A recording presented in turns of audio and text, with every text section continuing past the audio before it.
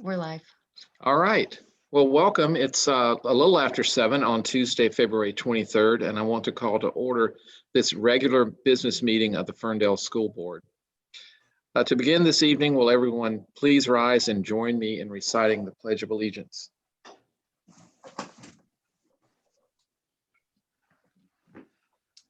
I pledge allegiance. Well, we'll get the flag in a second.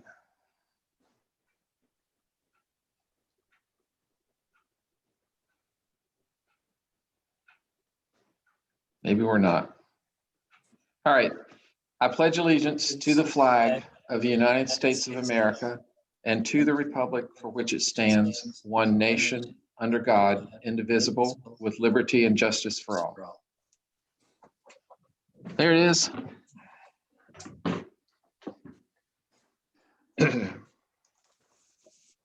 The next item on the agenda is to the adoption of the agenda. So at this time, I will entertain a motion to adopt the agenda as written or to propose any changes.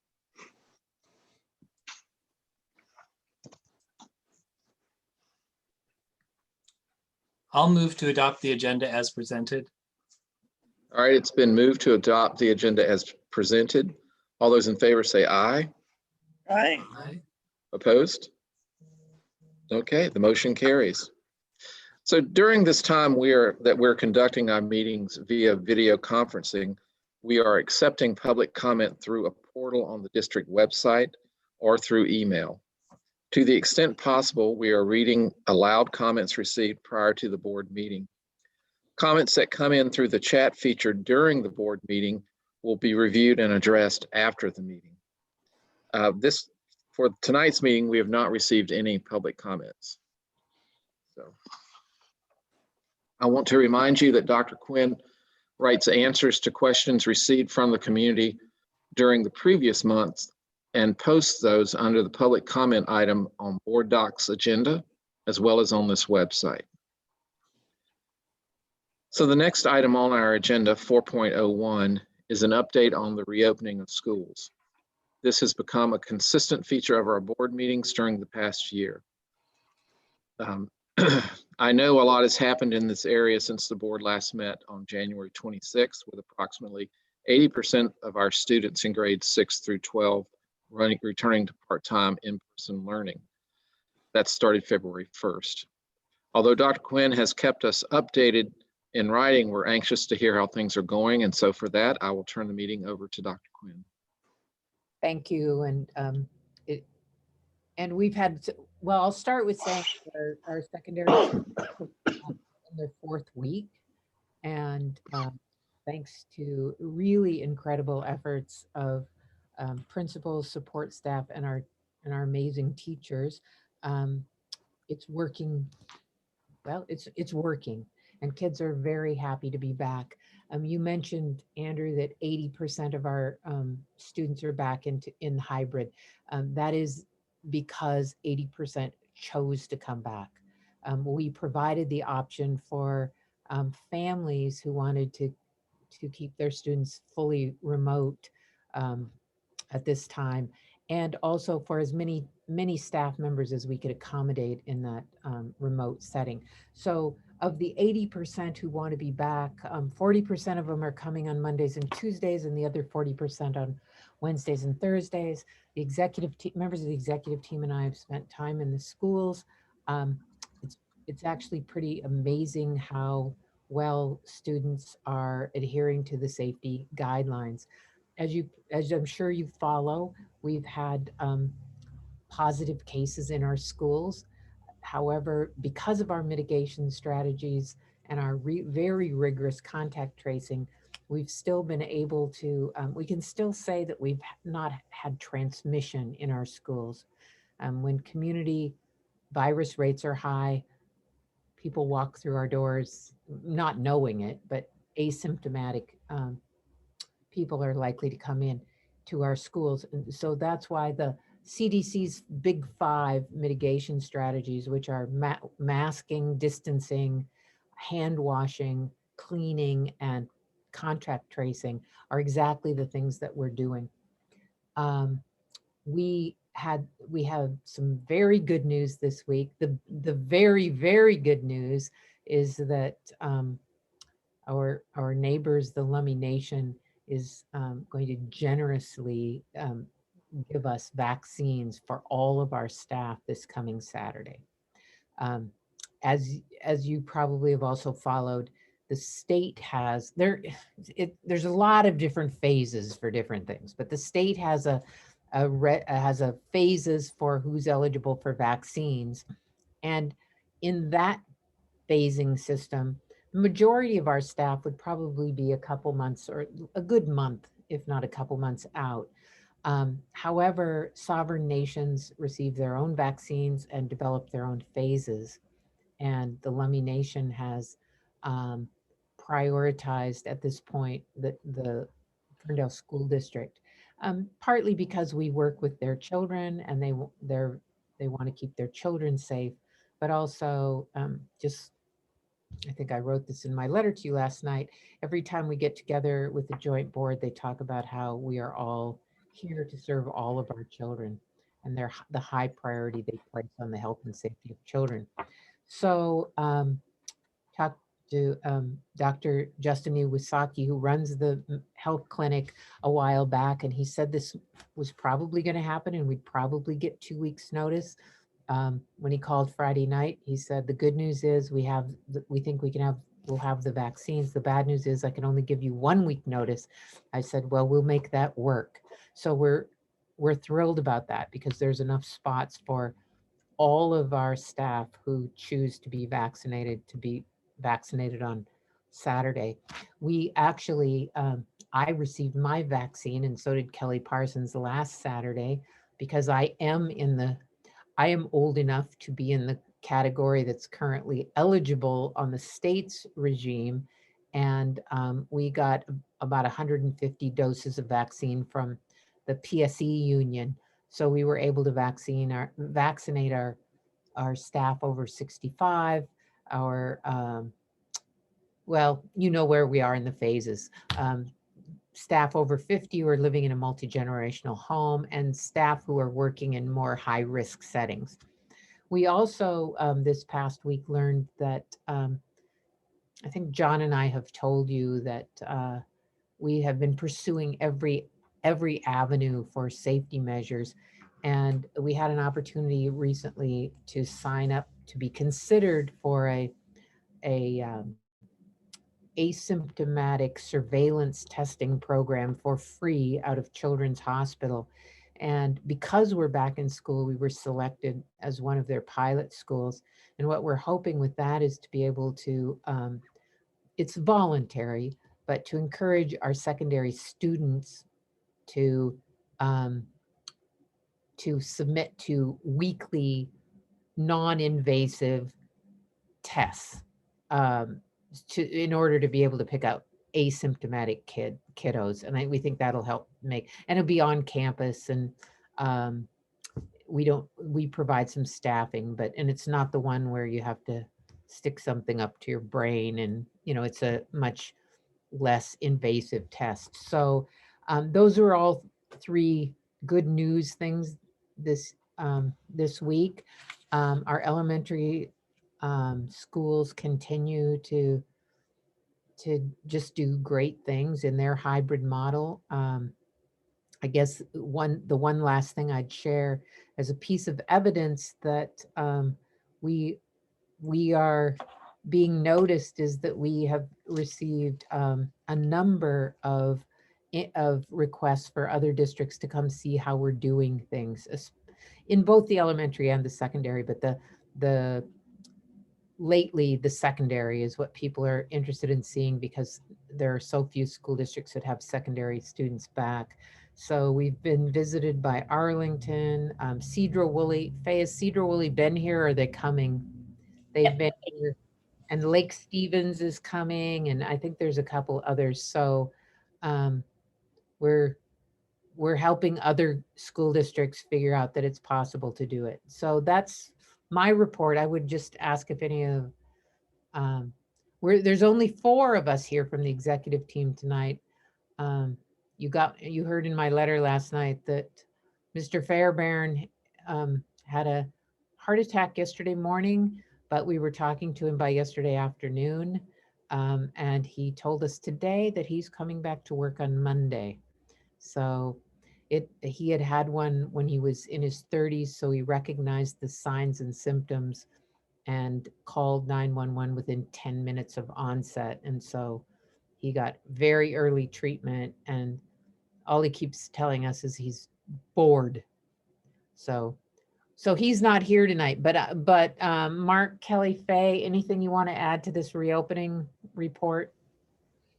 I would just reiterate what you shared, Linda, the thanks to all the staff and all the work that went into that, because it was monumental especially from a logistics standpoint.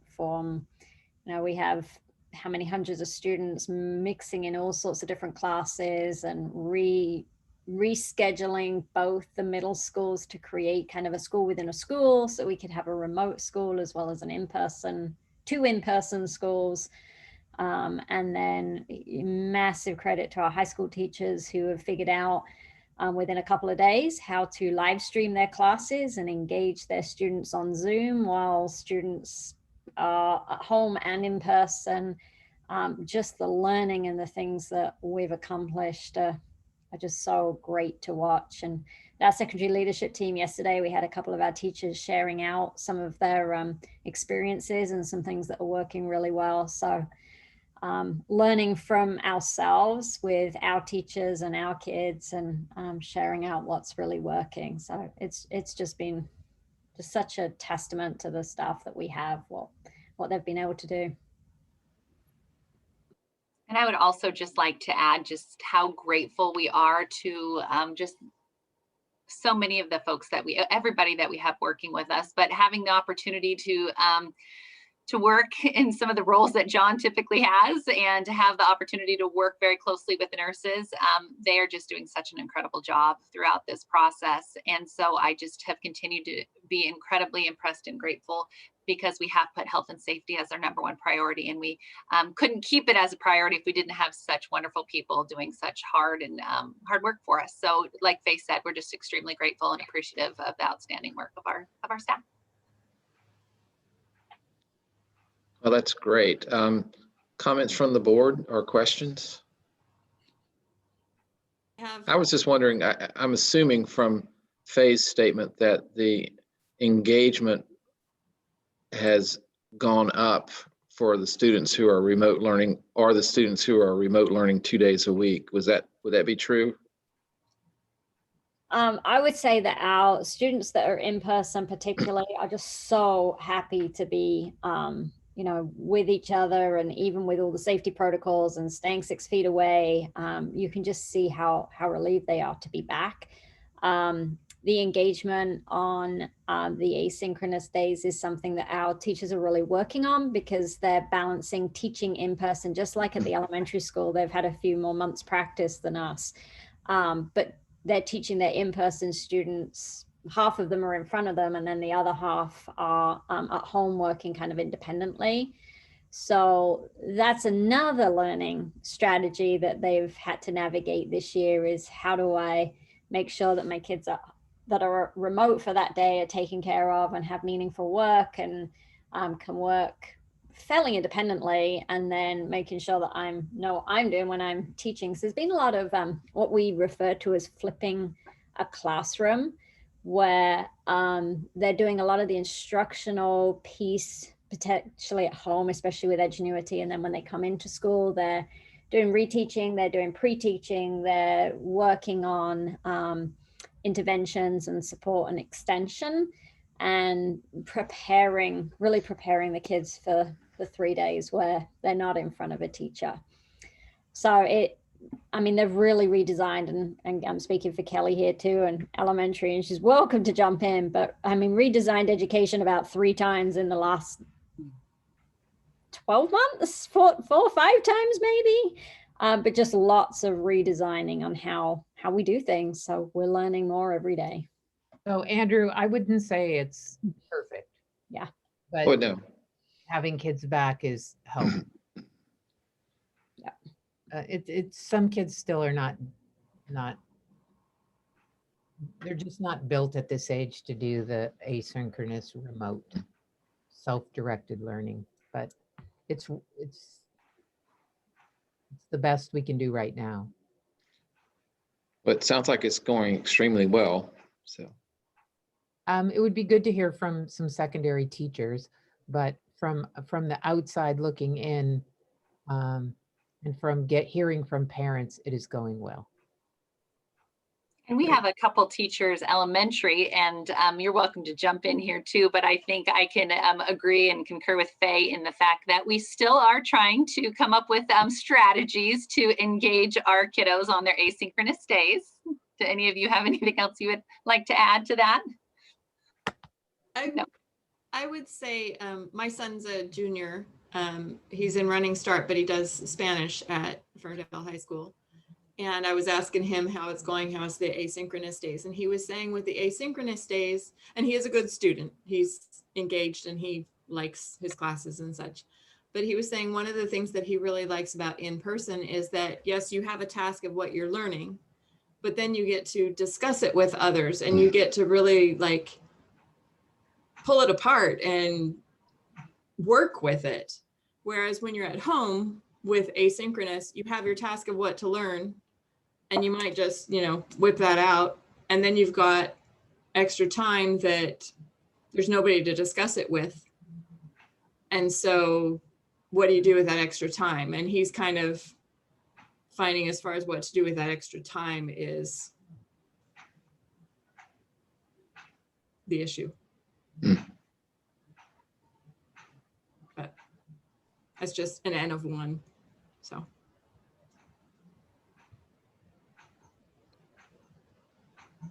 But he loves being back in school.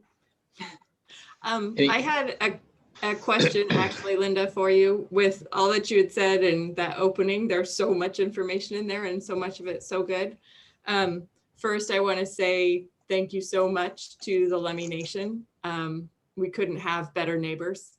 I mean, yeah, I get goosebumps every time I think about it. So just gratitude doesn't even express it. My question with the asymptomatic testing, I think it's a great idea. I would hope that my child would participate in that. I would hope that anybody would participate in that. But for people who don't want to, how would parents opt their children out, or how could children opt out? Or it'll be an opt-in. It'll be opt-in. Okay. Not opt-out. So it's not going to be like a random, we're choosing these people to come to the office type of thing. No. It's opt-in, and if you opt in, it's every week. Okay. And yeah, that's all the questions I. all right, anyone else? Well, thank you for the update. On behalf of the board, I want to thank the district staff for all that they've done to get our students back. A big shout out to the teachers for the hard work they've done. And I also want to say a huge thank you to Lemmy Nation, echoing what Melinda said. Huge thank you for the gift of vaccinations for Ferndale staff members. We're extremely grateful for your generosity and partnership. All right, moving on. The next item on our agenda, 4.02, is a discussion of the monitoring report prepared by Dr. Quinn and her staff on the board results policy 2.3, which focuses on academic achievement in science. I want to remind everyone that the board has approximately 25 governance policies that we monitor on a biannual basis. About half of the policies focus on our operational expectations for the way the district is run by Dr. Quinn and her team. The other half focus on the results the board expects the district to achieve with its students. As I mentioned tonight, we'll be discussing one of the results policies. Before we start our discussion, I also want to remind everyone that before the pandemic struck, we put our policy work on pause for several months. We resumed it this past December, so now we are back into a rhythm where we're receiving a new monitoring report each month, reviewing that policy over the course of the month, discussing it, and proposing any modifications at the next public meeting, and then taking action on whether to approve it the following month. Tonight, as part of our consent agenda, we will be approving the report on OE8, communication with the board. We received that report in December, discussed it in January, and we'll be discussing the report on R2.3, academic achievement in science, which we received in January. And we'll be receiving a report on OE3, relationship and engagement of community stakeholders, which we will be discussing at our March meeting. I know that's lots of steps, but we found that we really needed time to digest the information and really mull it over and ask questions. And so the 3-month process works really well for the board. So at this time, I'm going to open the floor to a discussion on the report of the results policy 2.3. I know Dr. Britt and Ms. Larrabee will worked with Dr. Quinn to prepare this report. So now I invite them to join in the discussion and especially answer the board's questions.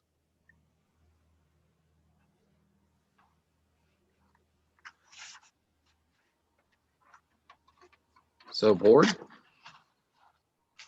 So I don't have any specific questions, but what struck me is one, all the work that teachers and administrators are doing to line stuff up and tackle new curricula and tackle new ways of doing that curricula with the virtual.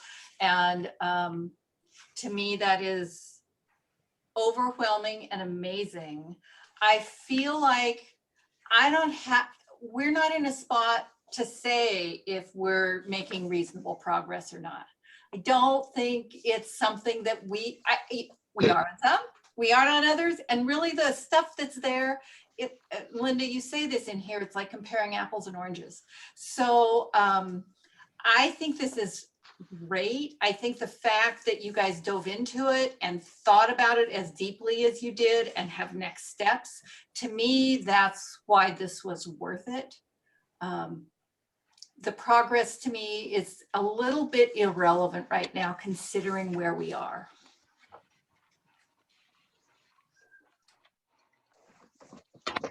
I would echo what Leanne says. I mean, it's really hard looking at the the data that's there as far as the test scores, because we're different tests. We don't have tests every year because COVID canceled them last year.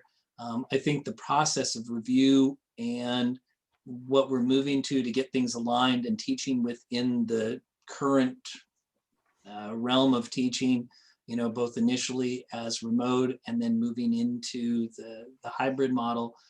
I think that's where the importance, as well as the discussion and looking at those next steps of how do we move forward with this to get everything aligned.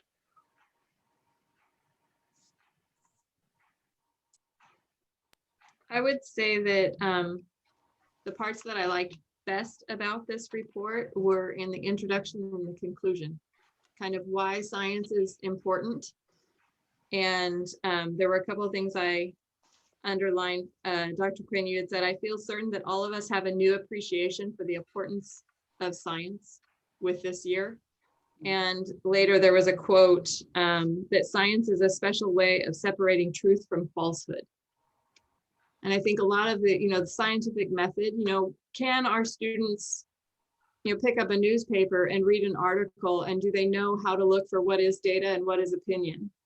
Do they know how to look for what is supported by fact and what is supported by, I heard it from my friend, or I saw this posted somewhere?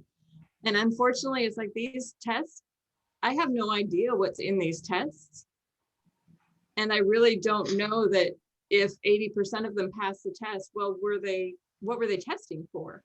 If they were testing for those things that we know are important, can somebody tell fact from falsehood? The tests, it didn't connect. Like the introduction and the conclusions were the very important parts to me, but what the data was in the middle didn't connect to supporting what we were looking for. And I don't think that's a fault of the school district. I kind of think that's a fault of maybe standardized testing, but that's a whole nother thing to discuss. There was a question that I had as well. One of the goals that you had for future years was to increase student participation and achievement in science courses. And in the how to do that, you did talk about making sure that how teachers, the curriculum that they were teaching and how they were grading it was the same, which yes, let's standardize that. So, eliminate variables, a science thing. But how are we going to increase student participation? I don't know if I missed that or if it wasn't in there.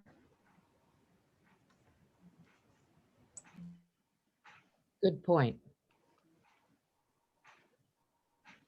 And we actually do have some ideas about that at the high school level, partly by some cross-crediting with some CTE, more CTE courses, things that are applied, the applied science. So, but you're right. I think we probably could. Kind of a tangent on that, and something I learned from the legislative session this past weekend. There was a bill that was approved last year for a that all schools had to have a computer science class. And then this year, there's a bill that if it passes, that they could use that computer science class to fill either math or science. And I was kind of wondering, the original bill that already passed and we have to meet, that's not until 2022 to 2023, I think was the school year. Do we know where we are with computer science? But that's also a tangent, but related to science. Well, the next report coming up is R 2.4, which is technology. So we'll, and so that'll be teaching technology, not just the technology resources we have. It's in the academic achievement. Cool. It's when it's a 2-point something, those are all the disciplines. So it's R 2.4. Okay. All right. Thank you.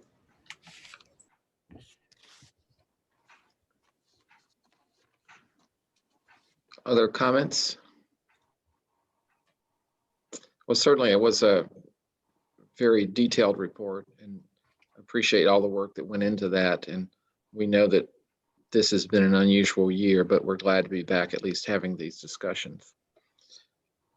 So thank you all. If no one has any other comments, we'll move ahead. Just a reminder, when Kelly Warner delivers documents to you to sign, she will pick up the cover sheets on which you tallied your scores and you wrote your comments about this policy. And so once I review all the notes, I will compose our collective response for Kelly to file with our permanent records, just like I did with OE8 tonight. All right, the next item on the agenda is 4.03. This is a presentation by Mrs. Larrabee and several members of her team about the multi-year process they have gone through to select new English language arts curriculum materials for our elementary schools. Before we get started, I want to remind the board that we are required to approve all major curriculum adoptions. However, we will not be asked to make that decision tonight. Following tonight's presentation, we will have a month to review the materials, and you can raise any questions before we vote on whether to approve the review committee's recommended adoption at our March meeting. So at this point, I will turn the meeting over to Mrs. Larrabee. Thank you so much. So I would just like to start off today by acknowledging that I do have some colleagues that are joining us for this presentation. So I would just like to take a minute to introduce those colleagues. So I have, let's start with Tessa. Tessa, would you like to introduce yourself? Sure. Hi, I'm Tessa Briggs. I am a first grade teacher. I'm teaching the year-long distance learning model this year, and happy to be here. Thank you. I participated in our pilot and look forward to chatting about the ELA adoption. Thank you, Tessa. Tammy, would you like to introduce yourself as well? Hi, I'm Tammy Alejandre. I teach second grade at Eagle Ridge. I've been there for quite some time, and I am one of the people who piloted all 3 different reading curriculums that we've been looking at. And I'm excited to share what I know about the one we're bringing to you tonight. Thank you, Tammy. Next, I will introduce Lindsay McDougall. Lindsay.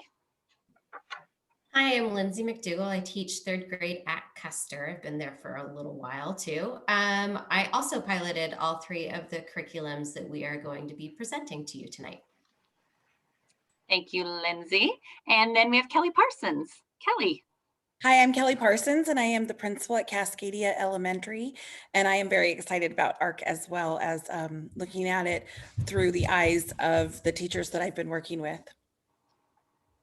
Thank you very much. So our team is going to present to you kind of some slides regarding our journey. And so I'm going to go ahead and share my screen right now.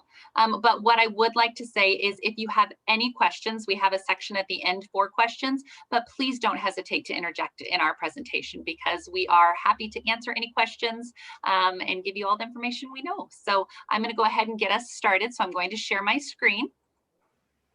Okay, so you should see a slide right now that says elementary literacy adoption. Can I get a thumbs up if you, perfect, thanks so much. So our goal in presenting to you tonight is that we are excited to share that our instructional materials committee is seeking your approval of American Reading Company and English Language Arts instructional materials for our K through 5 teachers. So what we are also doing is confirming that these materials meet all the criteria that are outlined in our Ferndale School District Board policy, which is pristine. So I do want to share that we're really excited to bring this to you tonight. It's been quite a journey, and we are going to take some time and share that journey with you, and also just give you a little bit more information about American Reading Company. And you probably will hear us refer to it as ARC. That is the acronym for it. And that is what we often refer to it as. So once again, we are making the recommendation for American Reading Company. And I'm going to allow Tessa to give you a little bit more about the why of adopting materials and also tell you a little bit more about our team. So I'm going to go ahead and turn it over to Tessa right now. Thanks, Kelly. So first we wanted to start off by just acknowledging the incredible team that we had working on the adoption over the length of the journey of adoption and looking at materials and piloting. One of the really incredible things is that you'll see lots of names on there that represent a really wide cross-section of our teaching staff and our school support specialists. Prior to the levy failure, they were very involved in the process as well. You'll also notice, obviously, administrators. So we really have educators from across grade bands and across schools so that we could really have wonderful representation across the team. And then, as Kelly said, it's always important to be talking about and thinking about the why. Why is it critical that we are adopting a high quality instructional material for our students? And some of the major points that we were really looking for is obviously to have that alignment. And I think Ms. Poole mentioned that earlier. The alignment for curriculum is really key so that we know that students are receiving an equitable experience across the Ferndale School District, that no matter what class they're in or what grade level they're in, everything is aligned for both their instruction and for their assessments. So that's been a big focus of why. Thanks. And then Tessa, can I ask you a question? On that previous slide, for all students, in order to strengthen our tier 1, what does tier 1 mean for newbies? Great question. So tier 1 is referring to our, again, there's so many acronyms. So it's the MTSS, but the multi-tiered systems of support. And it's kind of, if you think about it in a triangle, you may have seen or heard about it before, but tier 1 is the instruction that every student is receiving across the entire school district. For students who may require more support, then they may receive like a tier 2 intervention or a tier 3 intervention, but tier 1 is for every student across the district, no matter how they're performing, whether they're below standard, at standard, or above standard. Yeah, thank you. That's a good one.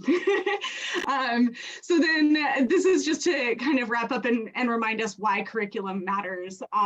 Research really shows how critical a true curriculum and the materials can be for high quality instruction, so that we are making sure that students have access and teachers have access to both a high quality material, but also something that's developmentally appropriate, that's culturally responsive and inclusive, as well as something that's aligned to our Common Core standards, and really gearing our students up for the modern world that they live in and that they will be existing in. So there's a little article there if you want some more details about just the research behind why it's so important to have a high quality curriculum. And as it's mentioned there, you know, there are no silver bullets in education. Nothing can fix everything or be the perfect solution, but curriculum does really have a major impact on our students and our teachers and their learning experience.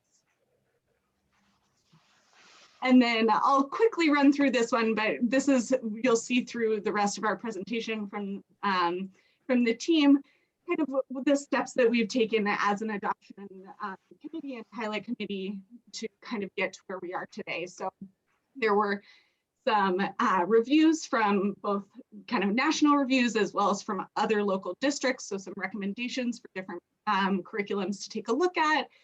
As I mentioned, the school support specialists reviewed those materials. We had a team of lots of different educators who were looking at and then actually piloting the materials, and then doing the reviews of the materials that will go into the data kind of how we've kind of looked at the rubrics and really evaluated those materials. Also, of course, getting community input, which is hugely important, and then the recommendation to you tonight. So to bring us all the way around. But next up, Kelly will be able to take us through the next kind of piece of our presentation. Thanks, Tessa. I appreciate it. Good job. Kelly, I have a question. Okay. Tell me about the community input. Oh, we'll get there, Leanne. Thank Are you okay? Because we're going to go through each one of those. So we'll all right. get back down to there right towards the end. And if you have any more questions at that point, we can go into it a little bit more. So thank you. So the first step, like Tessa mentioned, was we created a list of materials for review with a smaller group of folks. And those materials were based off of recommendations from some of our colleagues, you know, local throughout Washington state, as well as a review, a national review panel, excuse me. It says I'm playing music. I don't know if you guys see that or not, but I'm not playing music. It just popped up on my screen. But also from a national review panel called Ed Reports. And Ed Reports, I just want to be really clear as we continue through this evaluation process in future years, it is a critical tool that we use that reviews instructional materials. So Ed Reports truly takes between 4 to 6 months to formally review each set of instructional materials. So what happens is they review these materials and are focusing on gathering evidence about the presence of standards. They talk about how well those standards are sequenced throughout the materials. They talk about the depth in which those standards are included, as well as some other really important characteristics of high quality instructional materials. And then what happens is those final reports are brought together. They're calibrated between a group of educators from across the country, and then they receive a unified conclusion, which is a score. And so that score is reported on their website and available for anybody to review. And that's really, truly the first step in a a review process is looking at those ed report reviews. So I'm going to show you an example of the ARC ed report review on the next slide. But what I also want to just draw your attention to is there is a link here, and at a later time, if you want to learn some more about the ed review process, it's just about a minute video that just talks about how the educators are selected that serve on this panel and the process they use. So I'm going to go to the next slide if that works. So here is an example of an ed report review. And so these are what this smaller group of individuals reviewed for almost every set of instructional materials that were available on the ed report website. So this example is from our ARC materials that we are recommending to you. So what I will draw your attention to is that these green scores are very good. And what that means is that these meet the expectations of this team. There are 3 gateways that they pay particular attention to, which include text quality, building knowledge, and a usability rating. So what happens is you can either get a green score, which is meeting expectations, a yellow score, which is partially meeting expectations, or a red score on this, which does not meet expectations. So this is just an example of one of the first steps we took when we were evaluating a large number of materials to try to scale down the process. So once again, this is the American Reading Company. If you click on the link below, it will take you to the complete review with significant reports as well, if you want to look at this in at a later time. But so right now it's showing you kindergarten, 1st and 2nd. And the next slide shows you 3rd, 4th, and 5th, because that will be something that one of my colleagues, I believe it's Lindsay, will show you at a later time when we're looking at the data, is there is discrepancies at times for different grade levels. And when we're trying to adopt a K-5 curriculum, it's really important that we're looking K-5 at these instructional materials. So as you can see, the ARC materials met expectations in all areas for all grade levels, which is very important. So just to kind of summarize, we started the process by looking at these ed reports. That was the very, very first thing and step in the process. And then what we did was our team, after looking at those reviews, selected 7 sets of instructional materials to review further. So that means we looked at those reports and said, hey, there's something about these materials. They scored well. We've maybe had a recommendation from some colleagues, and we want to look at them further. So what happened is that group of individuals requested materials from each one of these vendors. So what happens is they send us sample materials, and then our team, and this shows our school support specialists here, actually in action, where they were reviewing one of these sets of instructional materials. So that was what the process was. They went through each and every one of those sets of instructional materials. You see them, turning through pages. You see one of them has their computer up where they're looking at the electronic resources, but they went through each and every one of those sets of instructional materials to ensure that they met some very, very specific areas and goals. And so what happens is once we received all 7 of those sets of instructional materials, our team used what's called the IMET rubric. And that's recommended by the state of Washington as part of the evaluation process. And they use that rubric to evaluate a number of different areas. But what I really want to pay close attention to when I'm sharing this is the top 2, the range and quality of text in terms of the selections, as well as the range and quality of text, which is the text complexity portion of it. Those 2 are considered non-negotiables when we're working through this rubric. And if the materials did not meet expectations when we were working through that portion of the rubric, then they could not go on in the process. So we did have a few sets of instructional materials that didn't screen past those first 2 non-negotiables as a district. And I really want to draw attention to when we are using the IMET, it is really designed to make sure instructional materials are aligned to those major shifts to the Common Core standards, which is text complexity.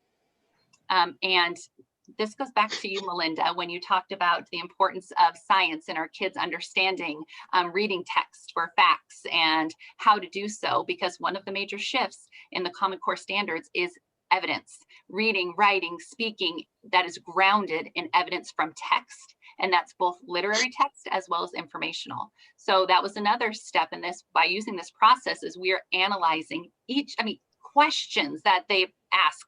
How many of those are related directly to text? And so it's a really complex process. And so what I would like to share is, as a result of that process, our team screened through 3 sets of instructional materials. They were Ready Gen, Reach for Reading, and American Reading Company.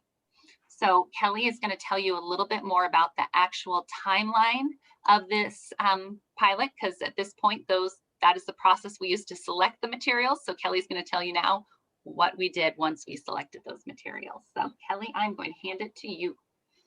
Okay. Thank you, Kelly. So as you can tell, this is not an overnight process. This is a very in-depth process that requires quite a bit of taking a look at materials and really digging into them and not just accepting them at face value. So for us here in Ferndale, this whole process started in 2006. We had Harcourt, and then we have had Harcourt up until you'll see our first pilot was 2018-19. So we have been using the Harcourt curriculum for about 12 years before we started this process. So we knew it was time, maybe beyond time, for us to take a look at this. Started with Ready Gen. Ready Gen is a good curriculum. Some of the teachers really felt that there were some really high quality things about it. So we went through that first pilot in the 18-19 school year. Our second pilot was Reach for Reading, which is also, you'll hear us call it Nat Geo. And it's a really beautiful and in-depth curriculum that has quite a bit of a really good hook to it where it gets kids involved. And then we really went in depth looking at ARC in the winter of 2019-20. So it was a really good time for us to dig into our third pilot and with the teachers that have already been working on the other 2 pilots and see kind of what our third, we had gotten it down to 3, and what our third recommendation would be out of these 3. So we were ready, we did this third pilot, and as you can tell, we ended up with that year there that is very significant, 2020. And believe it or not, things didn't go exactly how we had planned. We were able to get through our first unit, which to me is really the heart and soul start of ARC, which is where you're building the base. And so the first unit of ARC is a slower build, but it really works on setting all the pacing and the strategies for ARC, which is very led by working with students independently and differentiating for each student. So we were able to give our final recommendation that came into the 2021, and we're going to get more into that. And then we're looking to adoption now. So one piece of that, as we were looking at ARC, is we got a little over 30 of us together and brought Meridian actually came in. A couple people from Meridian came in. We opened it up to them as well. And we really dug into the curriculum, and we worked in grade level teams and looking at it vertically aligned. There were, as you can see, there were quite a few of us there that really dug into this curriculum in a discriminatory way, and also having the experience of looking at the other 2 curricula. We were able to look at ARC for the things that we wanted and that we felt we really needed, and we knew that we could leverage with all of the best practices that we know about. So this is my favorite slide. And the reason this is my favorite slide is because this is one of my little Cascadia students. Our next step in this process is bringing in a team of our educators and making sure that we have that representative group that both Tessa and Kelly spoke about before, that we are looking kindergarten through 5th grade, that there's no holes in this curriculum, that we're really seeing a diverse background, that we're seeing diversity of thought, diversity of point of view, diversity of background, age. Just so you know, this little guy right here a month ago could not read this book, but he can now. And it's talking about mechanics right here. And some mechanics are men and some mechanics are women. And I thought that was pretty great. And he was very excited that he could read this. So that was our next step. And then on December 13th, 2019, you know it's 2019 because nobody's wearing masks. We went to Westview Elementary in Burlington. Westview is a dual language school, and so it's 50% English, 50% Spanish. But we went and we spoke to the teachers there. We met with consultant teacher Ann Jones and spoke with her about not just what ARC was like and how they were implementing it, but how the families were feeling about how their implementation, what the teachers were going through. We really looked at the data. I tend to really like spreadsheets. So we were looking at those kinds of things and got in depth with asking students how they're feeling about their own goal making and how independent it is, as well as being able to meet with teachers, the consultant teachers, the LAP Untitled teachers, the principal, and then their consultant teacher, which is kind of like an SSS. So we really got to dig in, and this was the opportunity where we got to speak educator to educator, where we got to say, okay, these are the things that I'm seeing. Does this make sense? Does this work like I think it does? We continue to have that relationship with Westview and Burlington and also Meridian, who have adopted this curriculum. And so we've been really utilizing those relationships with our colleagues in order to find more information and ensure that this continues to be the right choice for us. In fact, we're bringing a group to go see ARC in person again on a day that there's no students. So March 17th, Kelly and myself will be bringing a group of teachers to look at ARC again. So if you don't have any questions, Lindsay will take it from here. So after all of the piloting was done of the 3 different curriculums, the team evaluated the 3 curriculums based on the GIMET, which is grade level instructional materials evaluation tool. Sorry, I've got something popping up on my computer. And we had these 8 criteria that we scored these curriculums on. So it was based on text complexity, text dependent questions. And you can see those relate back to those 2 non-negotiables that I believe it was Kelly talked about earlier. Literature and informational text, writing to sources of research, the foundational skills, language, speaking and listening, and then scaffolding and support. When we were evaluating, we evaluated on a 4-3-2-1 scale. So 4 being there was extensive evidence to support the criteria, 3 being sufficient evidence, 2 was some evidence, and then 1 being weak evidence. When we come to look at our overall scores and how these areas scored for the team, you can see Ready Gen on the left. Overall, that was the first curriculum that we piloted. And then Nat Geo, the scores were a little bit better. And then as we get to the ARC evaluation, you can see that ARC scored higher overall than the other curriculums did. That average score on the very far right, it had a higher average score. And then you can also see on the left for ARC, the text complexity and the text dependent scored very high and quite a bit higher than the other 2 curriculums. And those are those 2 non-negotiables that Kelly was talking about earlier. For overall scores, when you look at these graphs, the blue is K through 2, and then orange is 3rd through 5th. And when you look at Ready Gen, you can see there was some discrepancy in how kindergarten, 2nd grade scored versus 3rd and 5th grade, especially in those non-negotiable areas. 3rd through 5th felt that Ready Gen was pretty strong. The K2 did not feel as strongly. And as we talked earlier, we felt it was very important that we adopt a curriculum that was going to be great for all of our kids K5, not just one particular grade band. When you look at Nat Geo, there's also some discrepancy there. Again, 3rd through 5th felt that the materials were strong, where K2, there was some areas that the K2 didn't feel that the materials weren't as good. And then when you get to ARC, you can see that the scores are pretty consistent, K5, And again, very high in those non-negotiable areas of text complexity and text dependent questions. The ARC evaluation, when we did the GuyMet, we had 15 responses. We were pretty balanced, primary and intermediate. You can see that it was almost a 50-50 split in terms of representation K-5.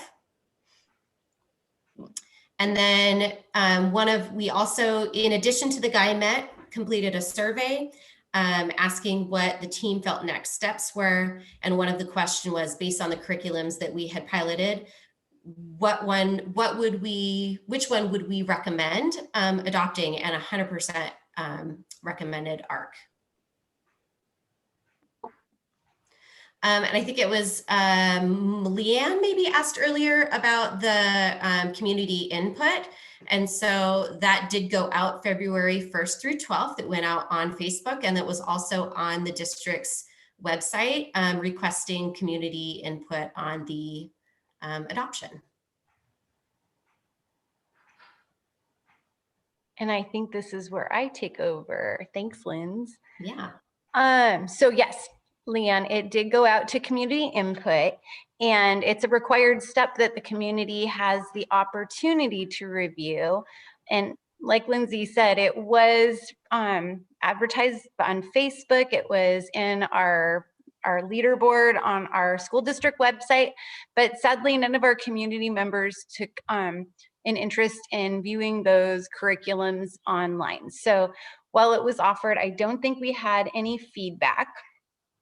But some staff were able to look and give feedback, and there was a lot of excitement generated. I think across the district, our K-5 teachers are really eager to get our hands on something that meets the Common Core standards and having something new and exciting to urge our kiddos to become readers. So that hopefully answers your question, Leanne. And that leads us to step 6. It is our recommendation to the school board for adoption. And tonight we are bringing you the ARC core curriculum and asking that that be what we get, because it is amazing. It is expensive, and I get that. So I wanted to share this with you about all of the things that we receive. It is so comprehensive. Like Kelly Parsons was saying, the first unit in all of the grade levels really sets the stage for what reading and writing and literacy will look like and be in our classrooms. And the ERLA is in that first column too. This curriculum comes with a independent reading level assessment. And I think one of the things a lot of people are concerned about throughout this pandemic is the kids are going to be all over the place when we get back to school full-time in-person learning. We are going to have kids on a large discrepancy in what they've been able to accomplish during this difficult time, because when it comes down to it, just our sanity kind of comes first, right? So the independent reading level assessment allows teachers to quickly and easily find exactly what our students can do as readers. And I really appreciate that it's a can-do situation. And on the bottom right corner, there's a little computer screen, and we have technology resources that go along with the ERLA. So we can have live time streaming of what every one of our students in our school is able to do as readers. So we can work on those multi-tiered systems of support to push every kid to the next level as quickly as we can, and really be strategic in our resources and what we have available to get our kids going. And next to the ERLA in that first column too are these little cards that are color coded. And each of those cards has a list of tasks students have to meet their next level. This is what I am working on personally as a student, is this, this, and this. And that is what I can do to help myself be a learner. And there's just box after box of books of amazing reading materials. It's organized with the first literacy lab where you're setting the stage. And then there's 3 more units throughout the year. One is on informational text. Another is more on literature and genre. Sometimes it's a novel study or a genre study in the upper grades. And then another unit is on argument and debate.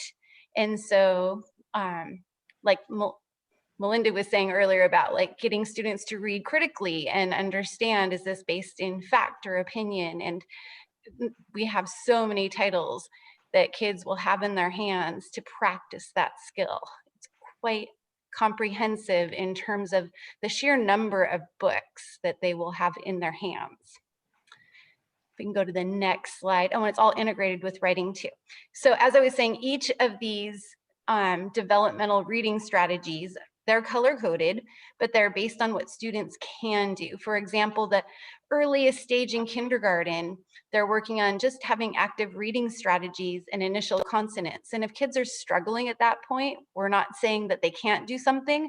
We're saying we need to give them language and read to them. And then the next level up is high frequency words. And we're starting to build simple 2-syllable words. And it goes up and up through the reading strategies. And it can be a K-12 curriculum. We're just asking for K-5 at this point, but it will allow students to work at their level no matter where they are. Another huge piece of it is that it must meet screening tools for biased content. And on the screen, you'll see 6 stories I've recently read to my students as part of the curriculum. The curriculum really does examine bias and fear and assumptions, and it has the kids thinking about it. For example, Armando in the Blue Tarp School talks about a man who traveled to a junkyard in Tijuana to teach the kids who lived there on his summers, and he eventually started a whole school there. And Teammates is a historical fiction about Jackie Robinson and Satchel Paige and A Day in Baseball Infamy. Catching the Moon is about a little girl who just wants to grow up to be a baseball player. And it is so fun to hear the kids thinking about these characters in the story and creating a great environment for kids to meet kids who look like them and meet kids who maybe don't look like them and get to know everyone, to build that empathy and understanding and remove barriers between us as people. So it's really fun to read. And all means all. It's a rigorous curriculum. Everyone is going to be working where they can. The guiding principle is at the beginning of the 2nd grade book. Education is not the filling of a pail, but the lighting of a fire. And the first goal for the kids is I can find books I can read and want to read with understanding and engagement. So it's something my students have really enjoyed, and they feel supported and they're growing as readers, even 2 days a week when I get to see them in person. And I could go on and on about this, but it's question time. And if you would ever like to come and see some of the curriculum in person, you can mask up and pop over to Eagle Ridge. I'd be happy to welcome you in and have some of my kids read to you from 6 feet away. Thank you very much, team. Great job. I really appreciate you being here. So board executive team, do you have any questions for us? We threw a lot at you, but it has been a long process, and I would like to say probably longer than most instructional material adoptions. So yes, it was about 3 years, and we're excited to be here tonight. So any questions we can answer for you? Kelly, really quick, I just saw it pop up on the chat, a question from someone, and it is a writing curriculum too. So the students are reading and writing. It's all inclusive and working with words and all of that too. Thank you, Tammy. Tammy's always really good about monitoring that chat for us. Yeah. I appreciate that. Well, it's an incredible amount of work. So I mean, I can't imagine 3 years of reviewing, and so great job. I do have a question, sort of, it's a transitional question, but you mentioned that it's a K-5, but could be a K-12. What's the transition like from 5th to 6th from this program to something else? I mean, is there a kind of a natural bridge that we'll be on, or are you hoping that by that point, the kids who aren't K-5 right now, or the younger ones will be transitioning to ARC in 6th grade? But what happens with the transition to middle school? I am going to actually call on my friend Faye here. Faye, you thought you were getting out of this one, but Faye, why don't you tell us the most about that middle school transition, because I know it's something that we continue to try to align as closely as possible, because there is a big transition. Mm-hmm.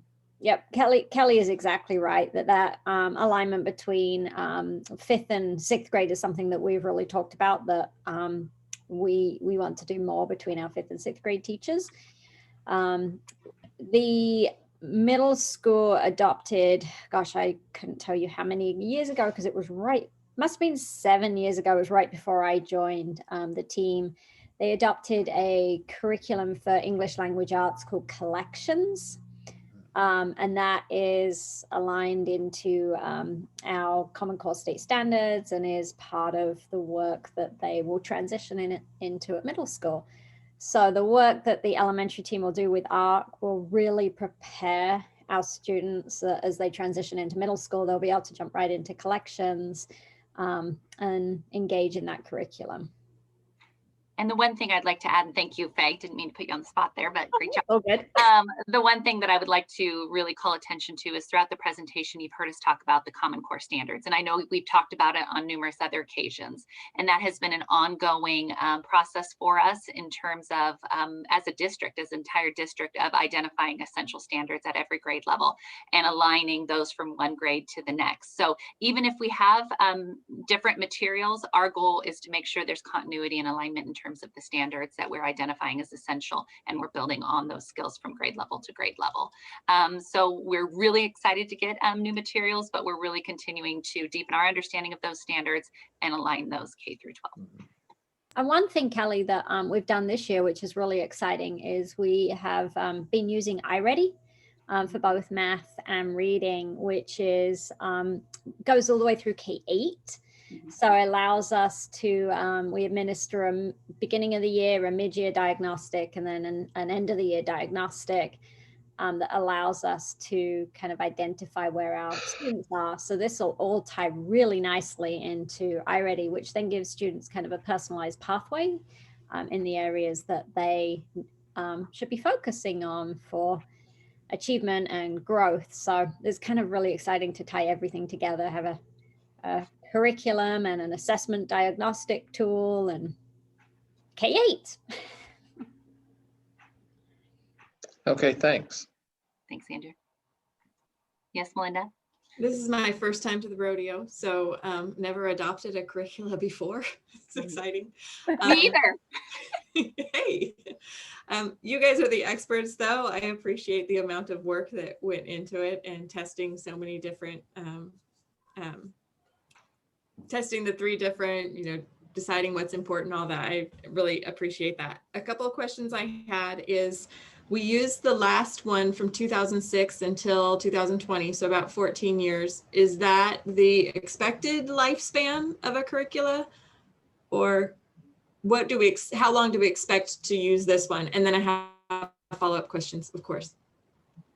So we are in the process, and we kind of referenced this in our science report as well, of building a curriculum adoption cycle that's about 10 years at max right now is the cycle that we are trying to build, involving all of our materials K through 12.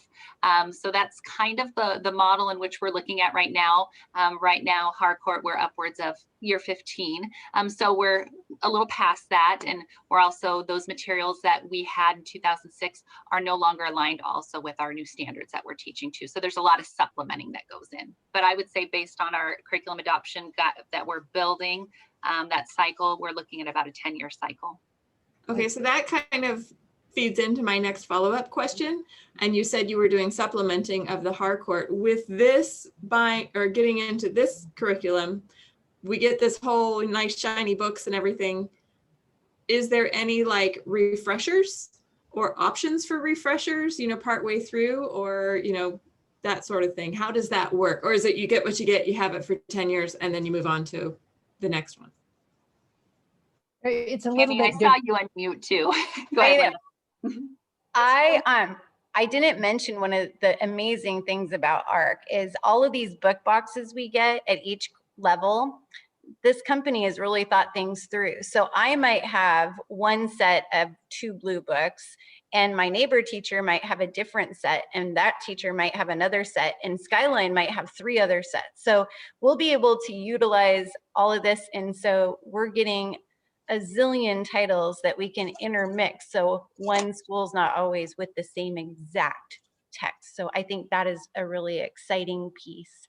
And I see a lot less need to do what you were talking about with the ARC curriculum than what we're doing right now, trying to piecemeal together the standards.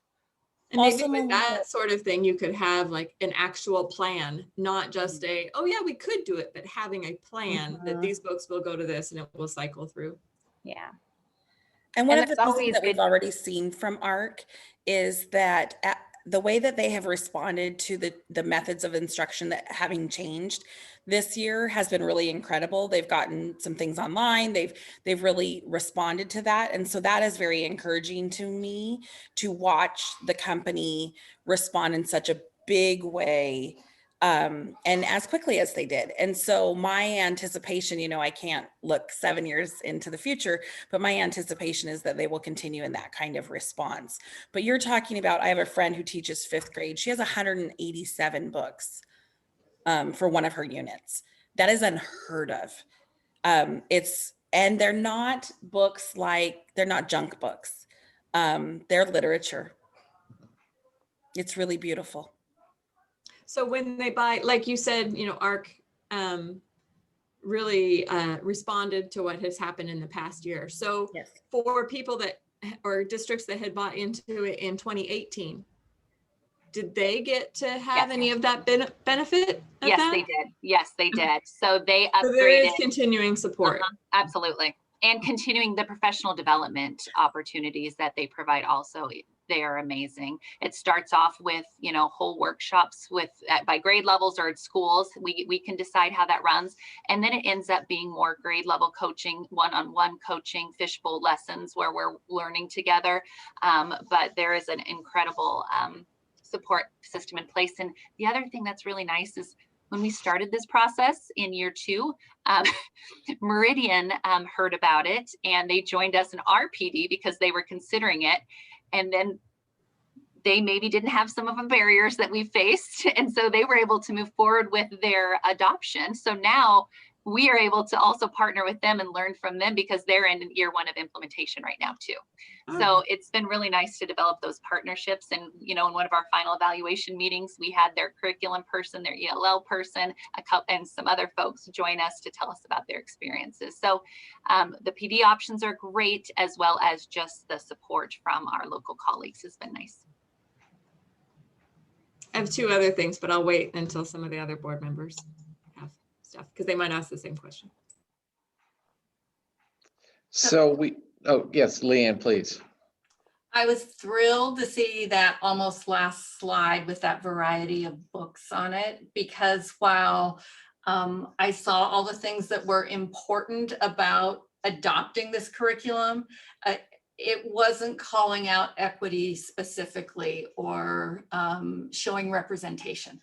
And so thank you for that last slide. And I felt better by the end. I could feel my anxiety mounting and I knew you guys were covering it, but it was good to see it. What my surplus book brain does, because I don't do that anymore, is there's going to be a whole bunch of books that aren't going to get used anymore. And they're going to go into surplus, and we cannot legally give them to our students because you can't give away public purchase goods, right, Mark? So, and I quit doing the surplus buying because I quit having a place to distribute. I would love us to put our head together. I even think about those ones you piloted, that National Geographic series, their books that you piloted. How do we figure it out? We know children that have books in their homes are readers. They're just, they need books in their homes. And watching when we were doing the giveaway, when, you know, and hundreds and hundreds and hundreds of books would go out with kids, the smiles on their faces and the satisfaction, I cannot begin to tell you how good that felt. So I don't know if we can figure that out, but I would love to put our brains together and see if it's possible. The thought of them ending up in this storage unit and then eventually recycle makes me sick to my stomach. So that's just my little aside in all this process. So Leanne, I don't want to take a ton of time, but this is my son's book bag that he gets, and he receives this is his for ARC. This is his data binder that he gets for it with all of his stuff in it. And he gets his ARC books, but then he also borrows. So Mark, don't freak out. We don't keep them, but he also gets to borrow the other books that the teachers had. So this is not an ARC book, but it's still at his level. I appreciate that. That's wonderful, Kelly. For me, it's like, and I would walk you around my house and show you my books. And I'm sure most of you have the same situation. It's like owning the books is so important. Yes. And so anyway, I just know with this adoption, which sounds fabulous, and I'm all for it. And when we vote on it, of course, I will support it. There's a lot of books that really need new homes. And how do we do that? We will solve that problem. Really? You think we can? Yes. I'm making a note right now. We can. We can. Thank you. So my body is tired of lifting cases of books. And so I had to just give it up. And my husband wants his space back. So I had to let go of it. And that was hard to do. So I know we've been piloting this for the last year, but pending final approval, is there a rollout of it, and how fast does that occur? That's a really good question. Our goal is to have this fully implemented in the fall of 21, 22, right, everybody? And so we actually have an elementary leadership team that's working really hard right now. And there's a subcommittee on that team that's working on our PD for the year, for the remainder of this year. And a portion of that is our ELA adoption. And so we are already trying to strategize what that will look like. So really we're waiting for word from the board in order for us to be able to move forward with the process. But we plan on doing our PD and really, you know, setting that solid foundation this spring with a rollout in the fall. Great, thank you. Melinda, I think you had a few more unless someone else has any. I do. I have not a question, but a comment. Sure. I appreciate all the work that you guys have done. It's years of work. I really appreciate that because I know it's an amazing task. The one question I have that has nothing to do with this curriculum, but Linda, has the STI curriculum been adopted by Ferndale? This is a different curriculum. And if so, what school uses it? And if not, when is that process going to take place? Because we know it is a law now. Jesse, that curriculum didn't have to be, it was adopted actually before it became a state law in Ferndale. Our board adopted it, but once it became a state law, it didn't have to be adopted. And Kelly Parsons can tell you that I'm right now surveying. I'm doing an audit right now to get you some of that information on what's being taught where. Okay, because I know the education board out here in Lummi was asking where it was being used in Ferndale. I'm getting that information. Okay, thank you. I know it's not listed that we're approving it tonight, and I'm wondering what the thought process was and why we weren't approving it tonight. Because usually something, this is a big major purchase. And so we set it up so that you could have a month to follow the links that were in that PowerPoint. And do some more looking at it yourself if you want. I don't think, I don't think you would be prevented from approving it tonight. Well, the agenda says, It's not posted on the agenda, so I just wondered but why. we're gonna schedule some study sessions. So if you don't want to wait till the end of the month, we could make a study session, a special meeting, and you could approve it before the end of the month. I think it's just such a big, we haven't presented anything to you before. And so to present it the same night and ask you to approve $1 million. Well, and that was the first that we've heard how much it costs too.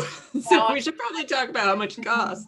Well, that's a round number. So, Oh, okay. but it's a big, but it's a very expensive, this is not a small item. Kelly, It's 1.3 million. I was going to say, I think I'm a little low. And it's over, we have it over a 3-year period based on, as Tammy shared, there's different units to adopt. So by starting, kind of going back to Andrew's question, starting with a spring, kind of professional development and rollout, we're able to stagger it over 3 years in terms of the payment of it. So yes, it is a large expenditure, as will most K through 5 adoptions, just because of the amount of teachers and students involved in that. And yeah, everybody is doing reading and writing. Yes.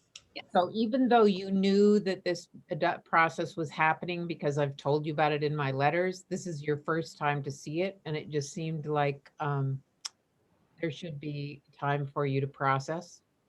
The other thing, especially now, given that we know what the cost is, the one thing in the presentation that I really was like, oh, and actually, Leanne, seeing the slide with the equity and the representation, my heart lifted as well, seeing that. But then it kind of dropped when the community input was a 0.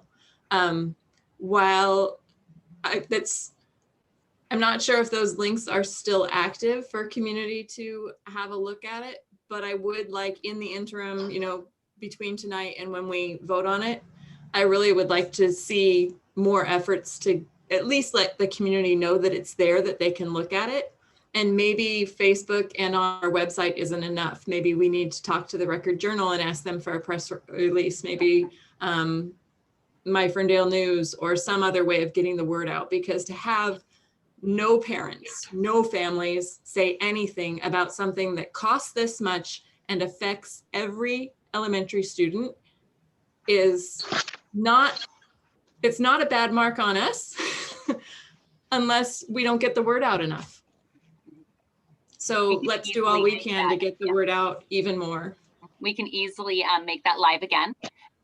We closed it on the 12th in order to make sure that we had all of our stuff ready to make the recommendation.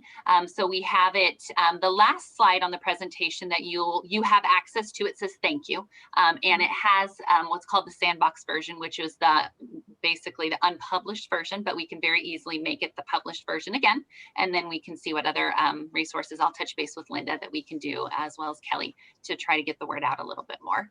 I would say the biggest difference that I noticed is that in previous adoptions and talking to different districts is the in-person version is the one that's typically accessed more readily by families, especially when they can be in the buildings. So that was the other plan previously, was to have sets of instructional materials at different buildings. And right now we're not allowing visitors to come and go in our building. So it has limited some of that naturally, but I will continue to explore creative options to make that possible.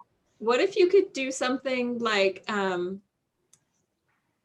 when parents are dropping off, or although that kind of selects for parents who drop off their kids, but is there some way that you could send a book home with a kid? And maybe with COVID, we can't really exchange them as well, but an outreach in that sort of ways. I don't know. You're creative. We can continue to think about it. We've got creative folks here. We can continue to explore options. But what the other piece I wanted to draw you to on that, thank you, the final slide, is there's a link at the very bottom, and it's their bias statement for their materials. And I would really encourage you to take a few minutes and read that link as well, because I think it's very much aligned with our our policy, how it's laid out, and what that criteria is for selection, and it very much aligns directly with that in terms of our adoption process. So I think we're hopefully, Linda, I'm sorry, that was probably a lot longer than you had expected us to go, so I apologize for that.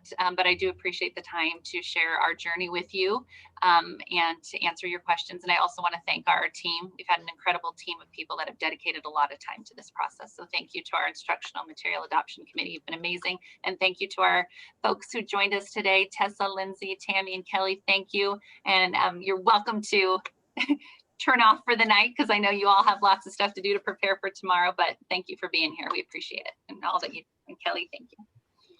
Yeah, I'll echo that. Thank you, Kelly, Lindsay, Tessa, Tammy, and Kelly. We applaud your hard work, and it's very impressive what you've done and presented to us tonight. I do have one question. So Mark, I know you've been planning for this, but is this built into our projected budget, so that if we approve it, it's something that we can readily take on? Well, it's just like anything else these days, right? It comes at the cost of something else. So yes, it's in the plan, and we've been talking about it for quite a while. So it just means we're not doing something else, but it's been in the works. So it's not we're not going to all of a sudden make a dramatic change or a shift in order to afford the adoption. In fact, that's one of the big things that we've been working on, and we mostly, Kelly and Faye, is putting together a regular cycle, right? So kind of like we talk about with the maintenance budget on a recurring cycle of preventative maintenance, a regular adoption cycle, so we can budget. You know, we have kind of a number that we're budgeting every year to update the materials, so we're not falling, 5-6 years behind in our curriculum adoptions. So it's in the plan, and it's definitely something that we need to start folding in on a regular basis. Okay. All right. Well, thank you all again, and we look forward to voting on this next month, or maybe before next month at a study session. Yeah. Maybe before the end of next month. Well, that's true. Yes. Not meeting before Friday. Yeah. Okay. Okay. Or Sunday, or whenever the end of the month is. Yeah. Thank you. All right. So the next item is 5.01, and it's also become a standing topic at all of our school board meetings. It's a report on our capital bond projects. And so I'm going to turn the floor over to Mr. Debach to share any updates. Thank you. Yeah, today actually was a pretty big day. We've been looking forward to this one for a while. It's been a long journey since the initial budget planning and the first iterations of the cost models went into the building, and we refined them numerous times between passage of the bond and now, and today was kind of our first real world measure of how we're doing. We had several bid packages that actually subcontractors that submitted bids today for what amounted to roughly 40% of the work on the project. So about $35 million worth of work went out or came in on bid today. And we had 25 or so contractors submitted on everything from the elevator, fire sprinklers, mechanical, electrical, the earthwork and utilities, asphalt, and the site concrete. So a lot of different bid packages today. The kind of the high risk, the most concerning that we had our eye on was the earthwork and the utilities. The bids across the board, and including that one, came in under what we had budgeted. So really, really good news.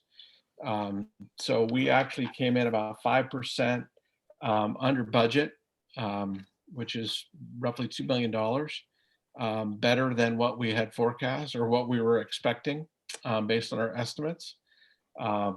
Was that So all total or was that just the earthwork? that's all total. So, and there's a couple of bids, including one of the earthwork that was low to the point of creating a little concern. So we're doing a little follow up with a couple of the contractors to find out if it was a bid mistake or if they were just being extremely aggressive in their pricing.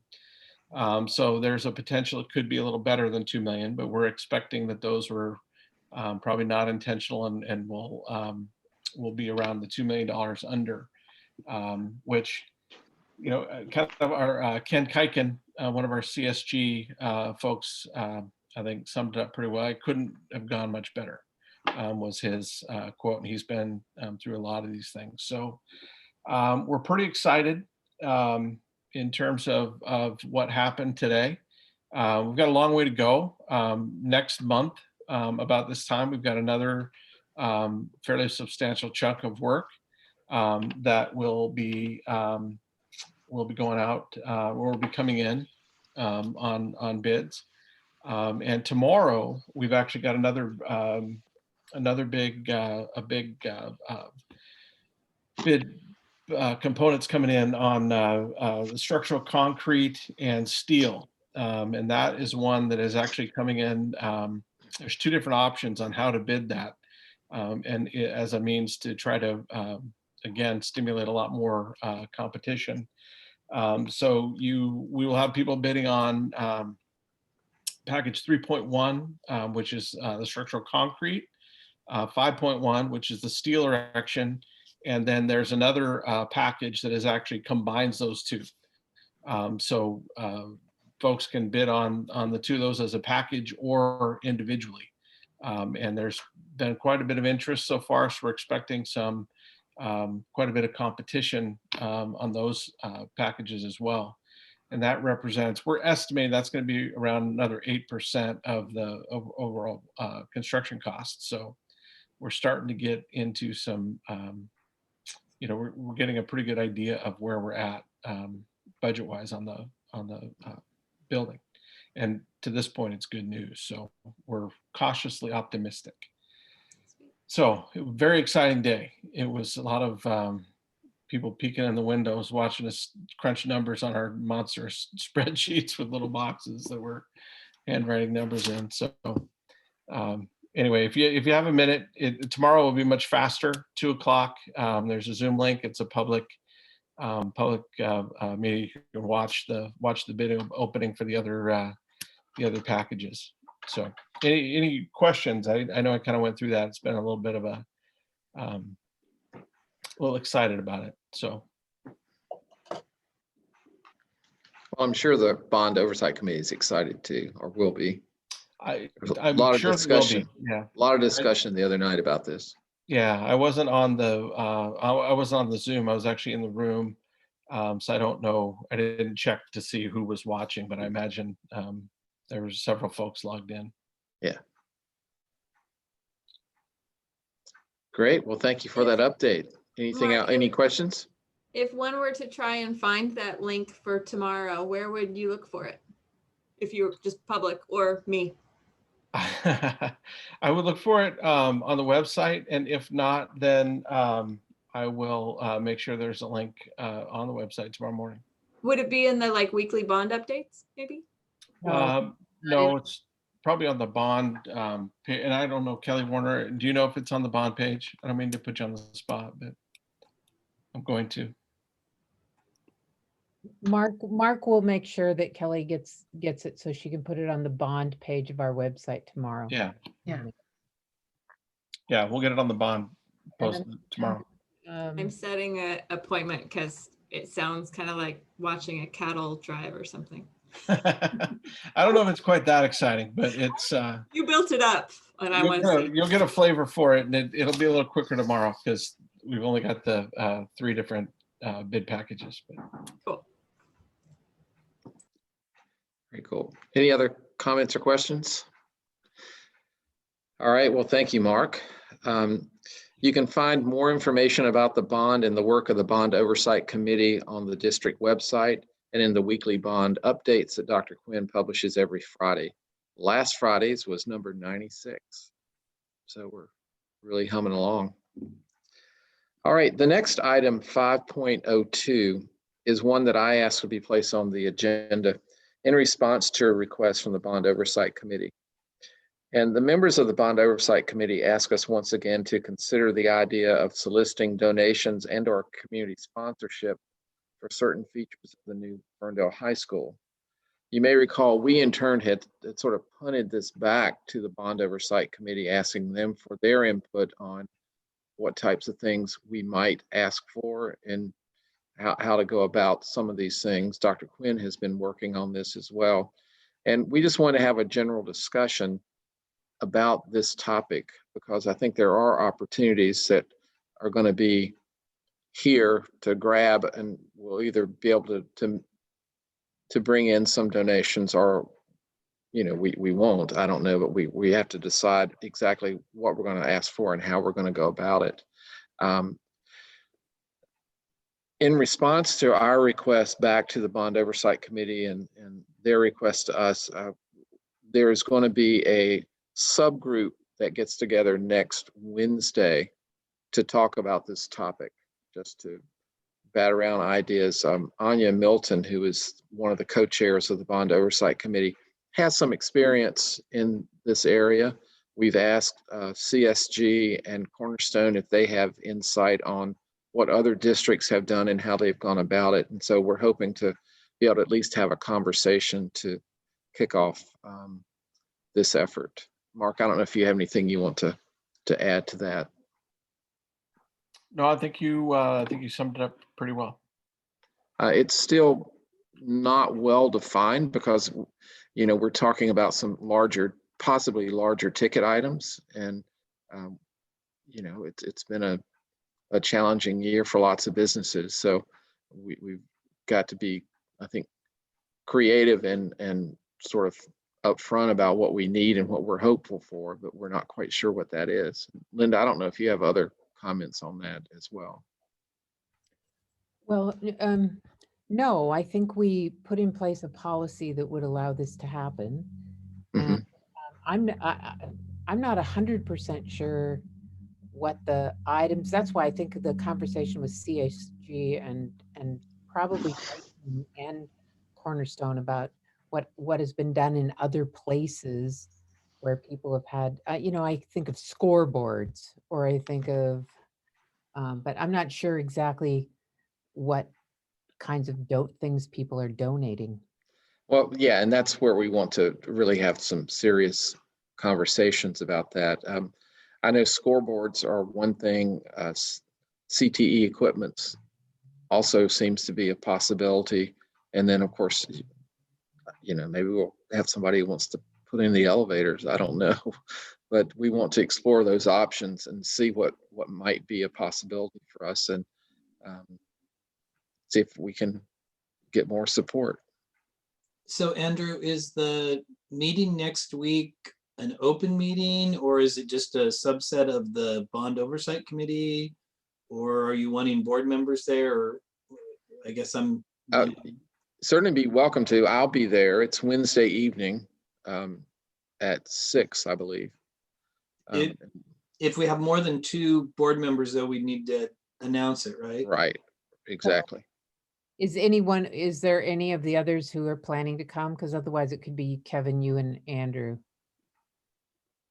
Yeah, I'm open. You said next Wednesday evening? Wednesday the 3rd. Okay. So that means Leanne, Jesse, and Melinda, you're not invited.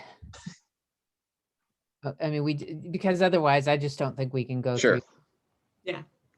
Okay, so that sounds good.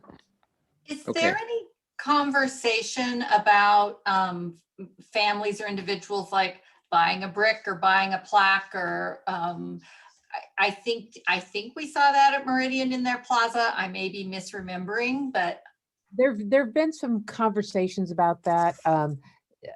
That's a little further down the line. There's been some conversations about doing that even in conjunction with establishing a foundation.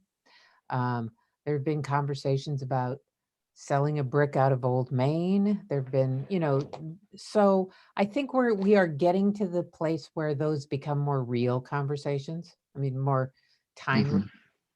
We threw around a lot of those when we were at the beginning, and then we got into the grind, getting this place If designed. we do, I mean, this is like way down, but if we do something like that buying a brick type of thing, can we please have it where you can do it online? Because like our wonderful city has the buying a brick type of thing, but you have to go down to City Hall and you have to write a check, and let's do it in a way that is accessible to people so we can actually make some money off of it. And get people And there may buying. be a differentiation between fundraising, like selling a brick and starting a foundation, versus a true donation of Yes, I think something large. different. Yeah, different tactic. So, but there are, I think, four people, five now with Kevin, who are going to put their heads together and talk about this. And the Bond Oversight Committee is well aware of our policy, and the fact that we left it a little ambiguous rather, just because we didn't know how it might be applied, and we didn't want to make it too restrictive or too prescriptive, because we wanted to be at least have some guidelines, but some flexibility to think of offers and come back to the board to talk about those. So anyway, this has been a standing conversation on the Bond Oversight Committee for months, if not a year. And so we're excited to take this step and pull together a subgroup to talk about what it really might look like. So we'll keep you posted, and I'll report back at the next board meeting on the results. Andrew, will you be sending a Zoom link then, or? Yeah, okay. I'll let Anya know that you want to. Okay, thank you.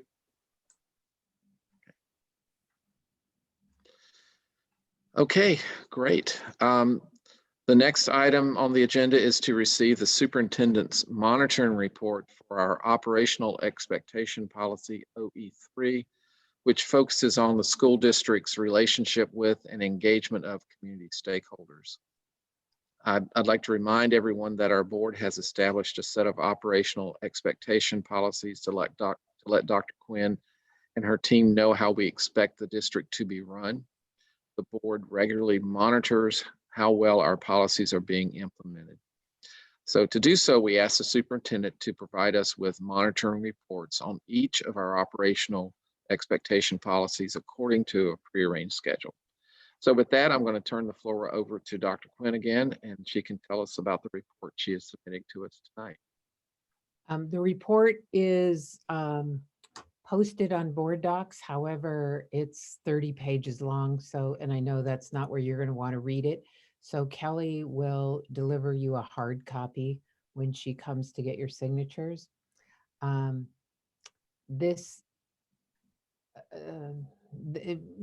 policy that you read in the month of between December and January was focused on how we communicate with the board.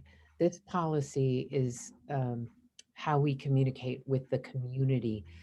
It's a companion policy it really defines your expectations for how my team and I treat community stakeholders.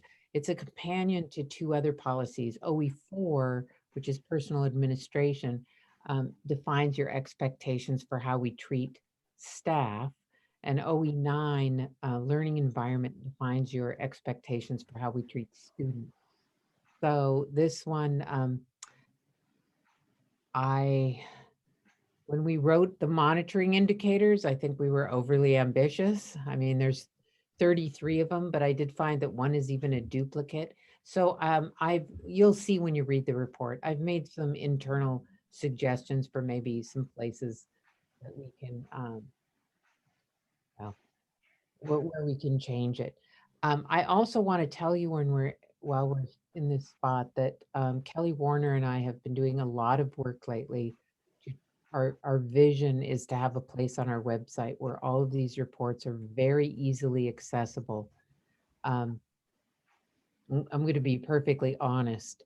When Tammy left, and she had some of them, and I had some of them, and I had several versions of some of them, and she had versions, and they were all over the place. So we've spent quite a bit of time finding them all and trying to clean them up and get the most recent versions of them. And we actually have mapped out what the policy page will look like on the website. But as I think you know, everything that goes on the website has to be ADA compliant. So it'll be by the end of March, we think we can do this. But Kelly's in the process now of making the documents ADA compliant, but it'll have all the OE policies grouped together, and then you'll be able to see them and you can just click a button and see them, and it'll be all clean and neat, and the schedule will be there, but it's going to take a little bit of time for that to be done. But these are not policies when you're doing the kind of work you're doing to monitor them that is easy to do online. So that's why we'll be delivering you a hard copy. And the discussion is next month, right? That's correct. We'll be discussing this report on March 23rd at our regular business meeting. Okay. Any questions for Dr. Quinn? All right. The next item on the agenda is 6.01, and this is a resolution in recognition of School Retirees Appreciation Week, which is March 18th through 24th this year. By adopting this resolution, we will officially be saying thank you to all of our retired Ferndale School District staff for the years that they devoted to educating and caring for our community children. Linda, do you want to add anything about the resolution before we take action? Just to say that it is a resolution you have that you have adopted in past years. It's accompanied by, on board docs, by a proclamation from Governor Inslee. And the only thing I want to tell you is if you go ahead and approve it tonight, Kelly and I will make sure we send a note to the Retired Teachers Association along with your proclamation so that they know you've done that. Sometimes on your behalf, I've written them a letter just thanking them during this month, but it's this is something you've done in the past. All right. Well, at this time, I'll entertain a motion to adopt Resolution 3, 2021 in observance of School Retirees Appreciation Week.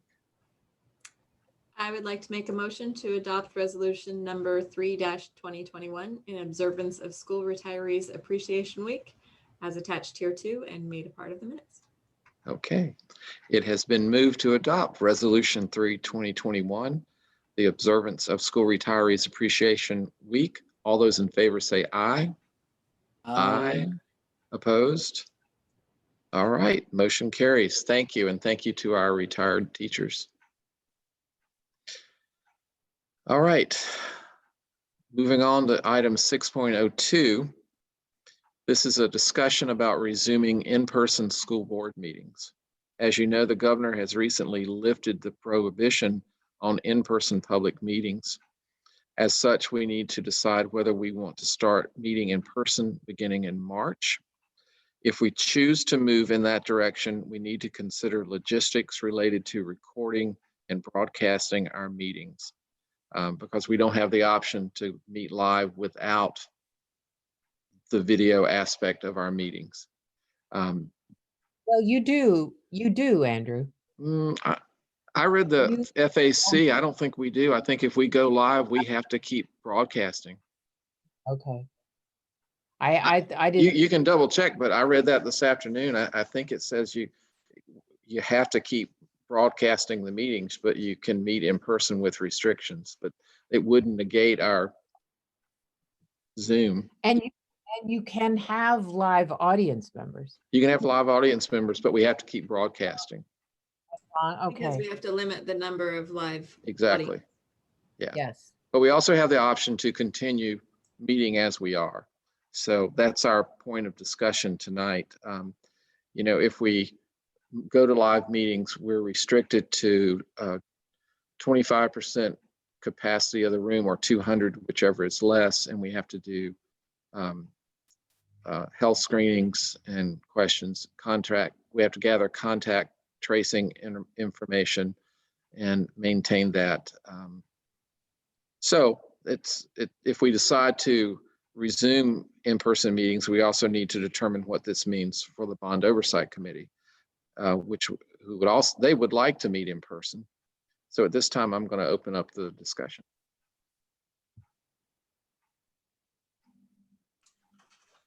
So I knew WASDA was going to put out an FAQs, and I'm glad to see that. I haven't had a chance to read through all of it because it just, I think, came out today. Good job getting it on into the agenda so quickly. Reading through it, there's a whole bunch of hoops to jump through. I don't see us being able to do that by the March meeting. And I also wonder, I think about things like ventilation. Which space should we be in? Should we be in the Vista Library, or is there a different space within the district where the ventilation is like top notch, where we should be? So it seems to me, this is a great goal, but I think we need to give you guys time to figure out how we're going to do it, because there's even the part about you have to have overflow, and you have to, where people, if your audience is too big for your space, you have to have an overflow space. And so I think, and then you have to have a way to broadcast the meeting into the overflow space. And so it's a lot. And then you have all the additional sanitizing. I don't know if it is worth, as much as I would like to be in the same space with you guys, is if it's worth the effort the district would have to put in at this time. I mean, maybe this is a summertime thing.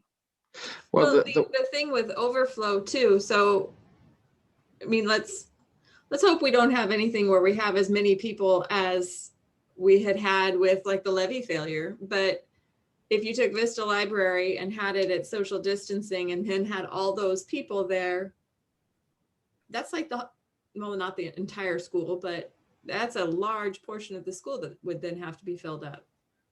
So what happens if you run out of overflow? I haven't read through the FAQs, obviously. Yeah. The one variable that I will alleviate your concerns about is the ventilation. Any of the spaces in the district are fine. We'll just keep the air handlers running instead of turning them off overnight. We'll just keep them going. So, but that'll be a non-concern.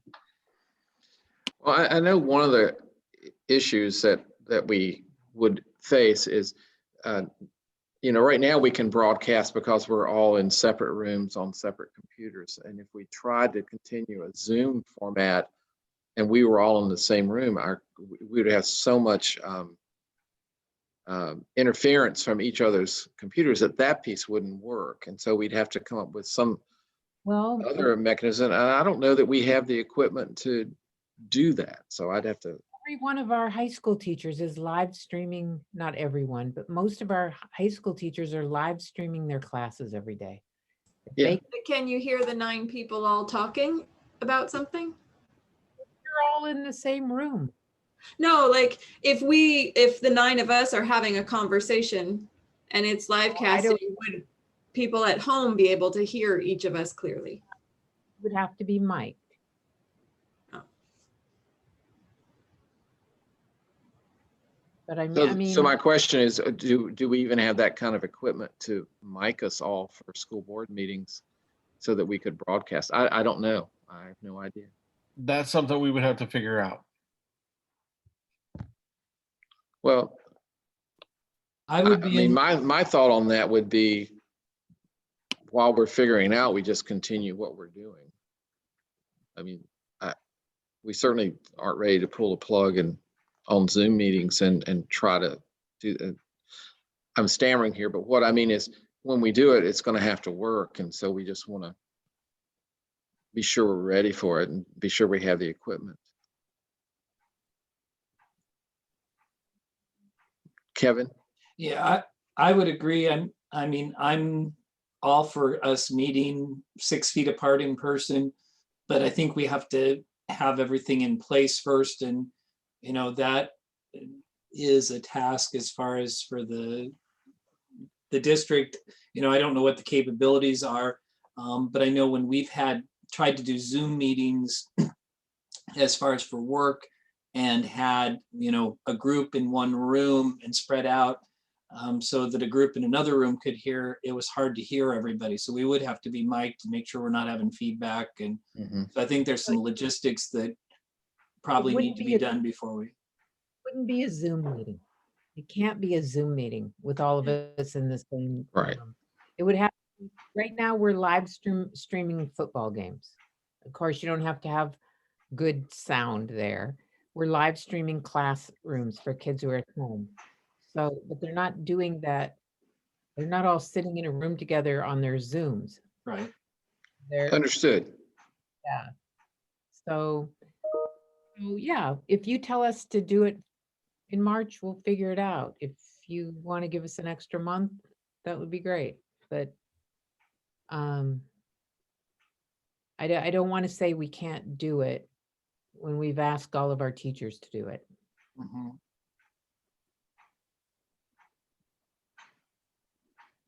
Yeah, I guess I see this as a little bit different than that, but maybe not.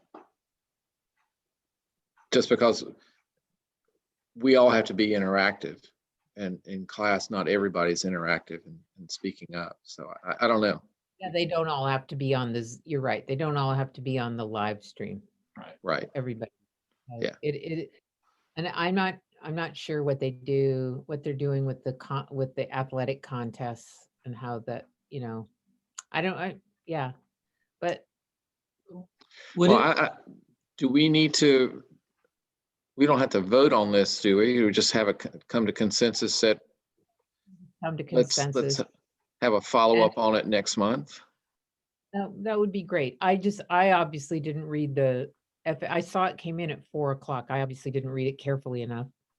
But because I didn't know we had to broadcast. Yeah, we do.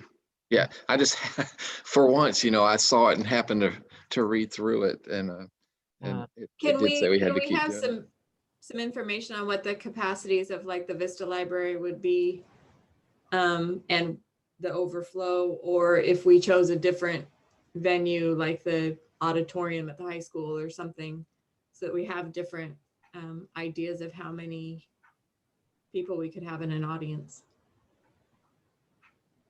or support with an audience.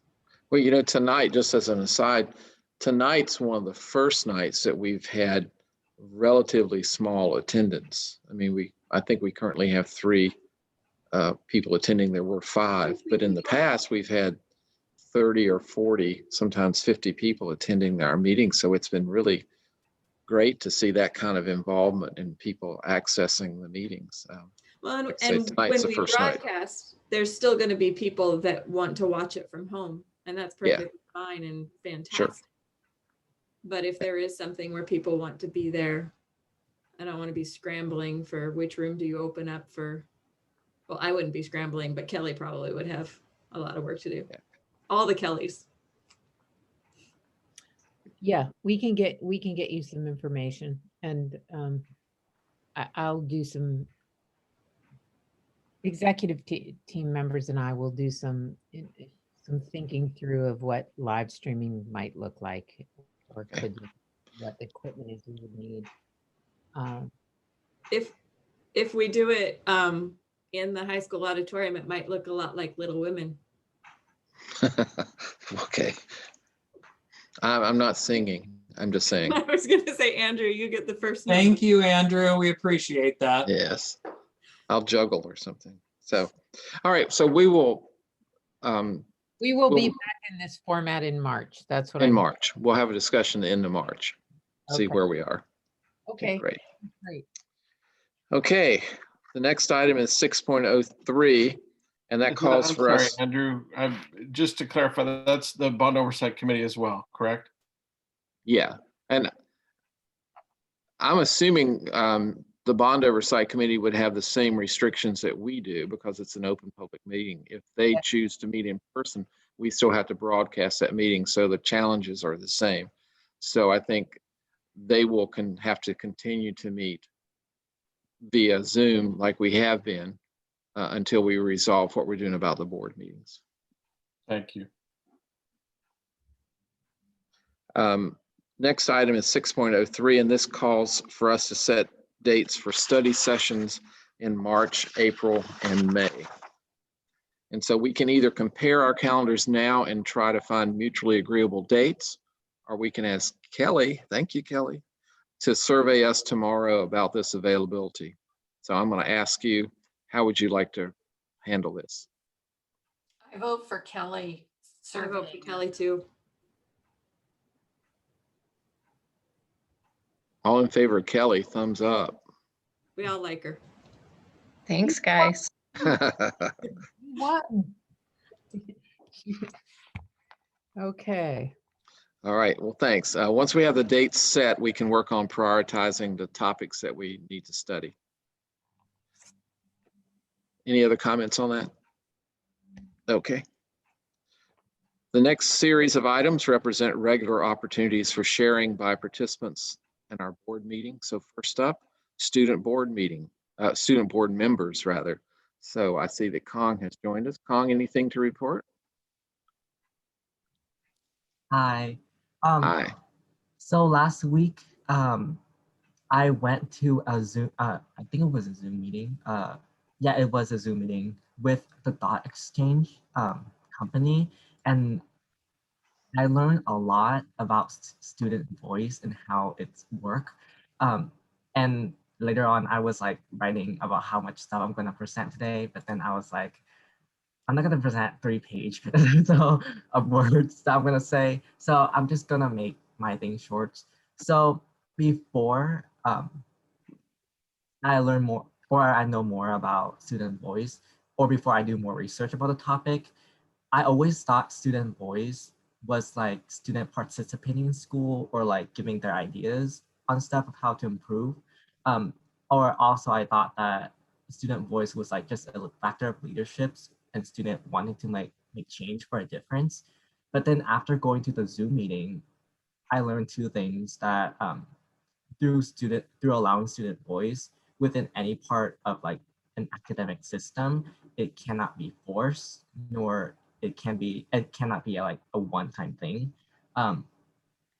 Like for one factor that was confusing to me for like the past few years as a student was that like, why have the connection barriers between student and school has separated tremendously through the process of like transitioning to like a higher level of learning. What I mean by this is like, why has like the engagement of student within school shift as they becoming more educated within school? Personally, I remember like when I go to school every day in elementary and halfway through middle school, it was like every day was like fun and there's something exciting. However, like nowadays when I can't even like want myself to like wake up to study and it's just like too exhausting every day. Sometimes like I thought like maybe those reasons are like maybe because like the school materials are getting harder, or maybe because like school there are so many new things now, school isn't like familiar anymore.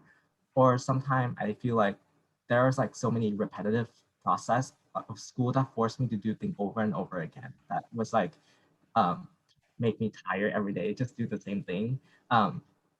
So upon asking everyone else, like my friends, of what they think of their experience in school, when like, for example, when I like sometimes I saw when students wish to like contribute or like try to fit in with like school environment, they are sometimes being pushed out or excluded. Sometimes like when students are asked to kind of like contribute in class, it isn't by their own choice, but like sometimes for like by the requirement of teachers. Like sometimes, to be honest, like most of the time when I come to class to like, it's just for like finishing a course for the grade. It's like no longer for like learning. It's just sometimes just too much time and effort. And though sometimes when I want to learn things, it always like that aspect of like being scared of like saying something wrong, or like it's gonna like somehow hurt my reputation or something. I feel like that factor in school nowadays kind of gives student that mindset, and like that process to become more isolating. Um, like mentally and physically, I think that factor is like sometimes give student that path to like the breaking point. So after going to Zoom with the thought exchange committee about student voice, I learned that when student idea isn't united or equal to their own expectations or their friends, it always destroys their courage and also confident. Some of the important messages that was in the meeting were the factor, like sometimes the factor include like if you're a different race, or because you include your personal issues to something, or because you have a disability in your thought or sharing, you feel like you are excluded out of like that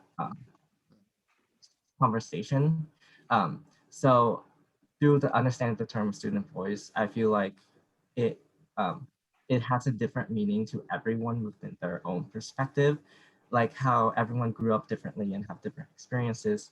Student voice is that factor that allow a particular student to have the opportunity to share out about a problem or issues that they are confused or struggling with. I don't think that student voice require an outcome to be active upon any sort of issues, but it is a process, but it is the process that make the student voice to be heard that can be count. For example, when it is not about how a student giving or sharing an idea and then like that's it. Like you share and you contribute, but you can make people learn. Like you can make people learn about like your idea and stuff, but that really it. The problem is that when that idea is not learned or have an action that put to it, it's like become an empty. It's just become empty. Like when students share their problems or reasons, people can discuss about it, but it's not in a way taking into actions. If that what I want to say. So yeah, I feel like within our school community, we should like somehow include not only the ability for students to share their problems, but also a way to like on it and also improve on it. Um, and I quote that I found in the presentation, which really interesting was like, you have to say hello to a problem before you say goodbye to it. Like if we don't try to fix how student feels, we can't understand how they really feel. So yeah, and then tomorrow I also have another meeting with the stock exchange. So have more sharing on that soon. Great. Well, it sounds like a lot going on there, and we'll look forward to hearing more about what we can do as a district to help improve the student interactions. Thank you. Glad you're engaged. Elected board members, anything to share? I'm afraid so, and I'll work at keeping it brief, but I've had a busy couple of board weeks. And Kong, there is student voice involved with legislative work. And on the WASDA website, maybe we can find him the link that that Logan Enders, I can't think of his last name. Anyway, he is leading a group of students around legislative advocacy. And they're signing up for those, planning meetings and such going on now. And the meeting with the legislators is later this month. So if it is something you're interested in, it's a now type of thing. Yeah, another place for student voice.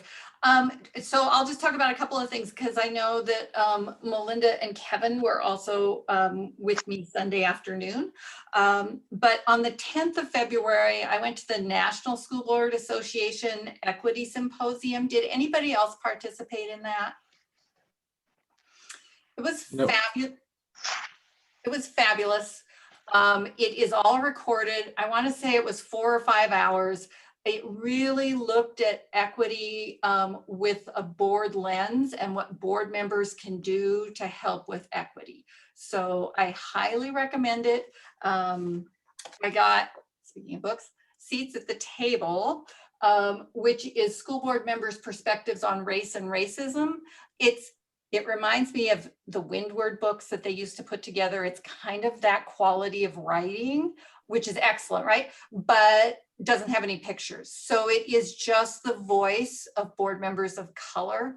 And I'm appreciating what I'm learning out of that. And there is a link, if you Google NSBA Equity Symposium, you'll find it. Any parts of it that you participate in, I think you will appreciate it.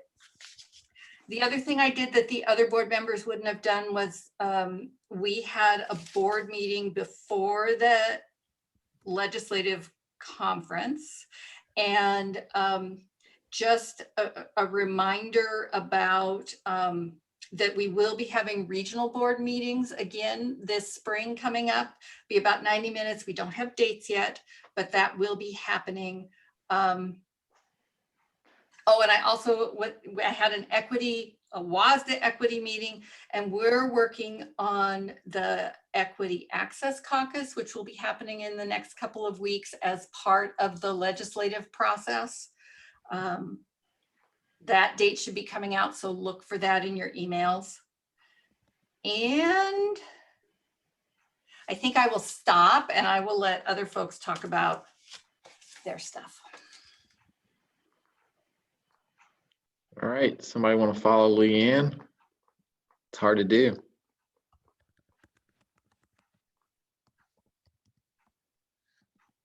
All right. I can a little bit. Yeah. So last year I went to the legislative thing down in Olympia when we had the whole conference in a big auditorium and everybody's, sitting tight together. And remember there was like a page of, 9 or 10 of the most important things to WASDA that year and what they would be, stressing with the legislators. And then this year, going to it and just seeing the difference of what COVID has done of some of those priorities. Graduation flexibility was still in there. COVID, I think, gave a new spin on it. So that was kind of interesting, but it was nice also to hear that the state budget isn't in as dire straits as originally thought. So that was good to know. But.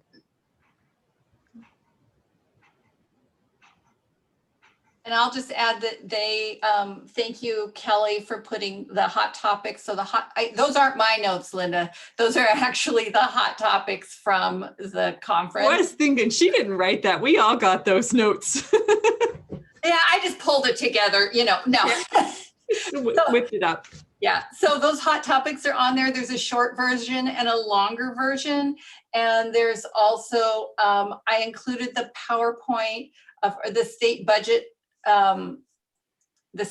stuff and what was provided to us. And yes, the bottom line is the budget is better. The revenue forecast is much better than anticipated. I've always wondered who wrote those things for the state, for WASDA, Leanne. So glad to know that it was you. In your spare time, ghostwriting. Have to say that this was a little bit wondering what the legislative conference was going to be like since it was all virtual. But in all the ones I went to, it was probably one of the best. The keynote speaker was spot on as far as his advocacy message. And just, it was really well done. They made it interactive. They made it really worth attending, and it didn't feel like you were sitting and staring at your computer screen for 4 hours. The time really went by fast. So one of the things, Kong, that the keynote speaker had said as far as advocacy, that the most important thing is creating a story and telling a story, and that board members and the best person to tell the story are students. whether we tell the story about you or better yet, the students tell the story. So again, another push for you to look at the advocacy day for legislature. Yeah. Little encouragement. And I loved this, well, love is not the right word, but the statement that education cuts never heal. Oh. That was so powerful when I just sat with that.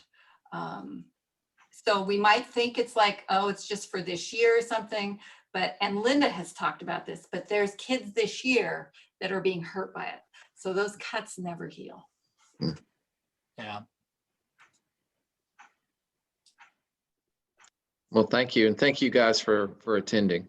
It's great to get the feedback. All right, Linda.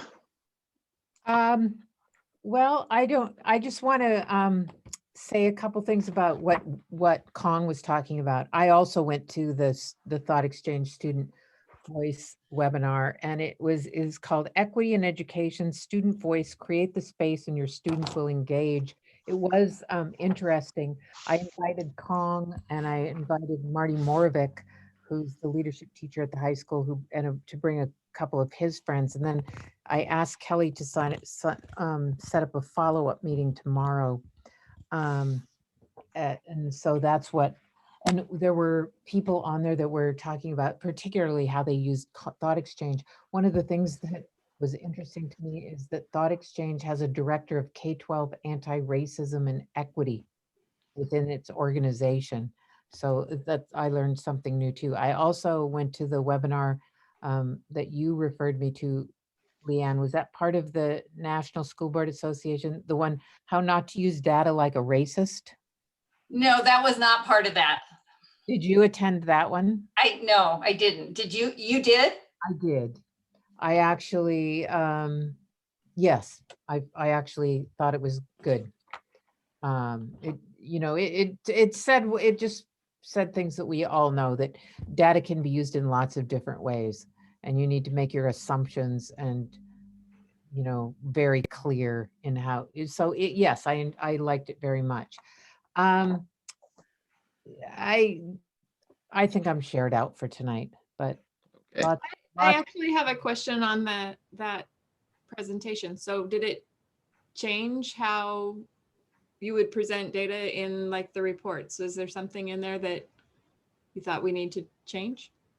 It was a 45-minute lecture basically, and I'm finding my notes right now, and it was called Data on Purpose, How Not to Use Data Like a Racist, a seven-step framework for ethics and equity in data. And it basically talked about the fact that, it's what we all know. You can make data say whatever you want data to say. And, one of the things that resonated with me that she said was, we talk all the time now that there are people talk that there's a lack of faith in science. There's not really a lack of faith in science. This relates to our report earlier. There's a lack of faith in scientists who are not necessarily being perfectly transparent about how they're using data always. And we've seen this during the past year, and so it just made me want to be more thoughtful when we're choosing data to collect and how, and being very transparent about why we chose what we chose and how we're interpreting it. So anyway, yeah, and the other project that we're working on a lot right now, John is heading up, is a Grow Your Own. It's part of our diversify our workforce. We've finally decided that we're never going to recruit a diverse workforce. So we've been going to everything we can, and we're working on a project that will involve starting a future teacher program, a CTE program, probably a club at the middle school. And we're hoping to offer our first teacher academy class at Ferndale High School in the fall. but we've talked to Western, we've talked to Northwest Indian College, we have a meeting set up with Central, who's been doing this for the longest, so some articulation. And our goal is to recruit the Kongs of the world and others who are already here to go into education and to come back and teach in Ferndale. So it's playing the long game on diversifying our workforce. That's all, Andrew. Okay, thank you. So executive administration, sharing? Shared out, okay. The final items on the agenda are the consent agendas. The superintendent's consent agenda consists of items delegated to the superintendent for action, but require the board's final approval. The board's consent agenda consists of routine items for the board to address. The board has had an opportunity to review all of these items prior to the meeting and is therefore able to expedite our work by taking action on them as a group rather than one at a time. So these same items are also available for public review on board docs. So at this time, I will entertain a motion to approve both consent agendas.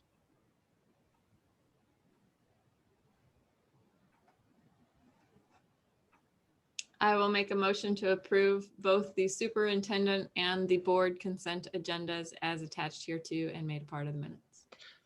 All right, thank you. It's been approved. It's been moved rather to approve both the superintendent's consent agenda and the board's consent agenda as attached here too and made a part of the minutes. All those in favor signify by saying aye. Aye. Aye. Any opposed? So the motion is approved. So at this time, the board will convene into an executive session for approximately 30 minutes to discuss personnel matter. No action will be taken during or following this session. And so after we've finished our session, I'll reconvene this meeting to adjourn. So at this point, the board, we will leave this meeting. Linda has sent us a link for our executive session, and then we'll reconvene back in this meeting when we're finished. Thank you all.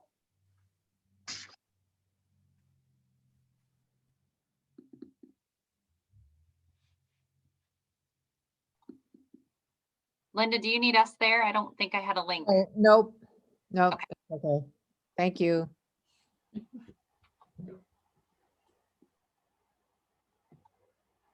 So can we go or are we staying or? Good night, everybody. We'll see you tomorrow. So we're good? Bye, you guys. Kelly. Night. You're Good good. night.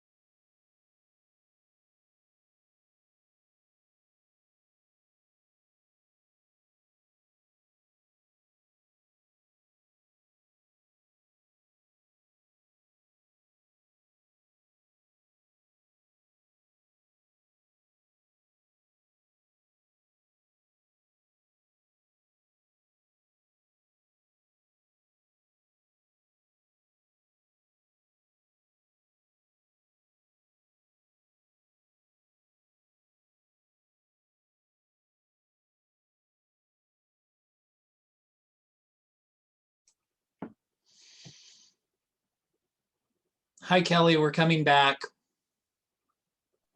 Yay. I didn't want you to be lonely, Andrew. Thank you. So we have, I guess, adjourned our executive session. No decisions were made, and that brings us to the end of our regular school board meeting. So without further ado, I will adjourn the meeting. Thank you all for your attendance. And thank you, Kelly, for staying. Yeah, Yes, thank you, Kelly. Of course. Good night. Okay. Good night.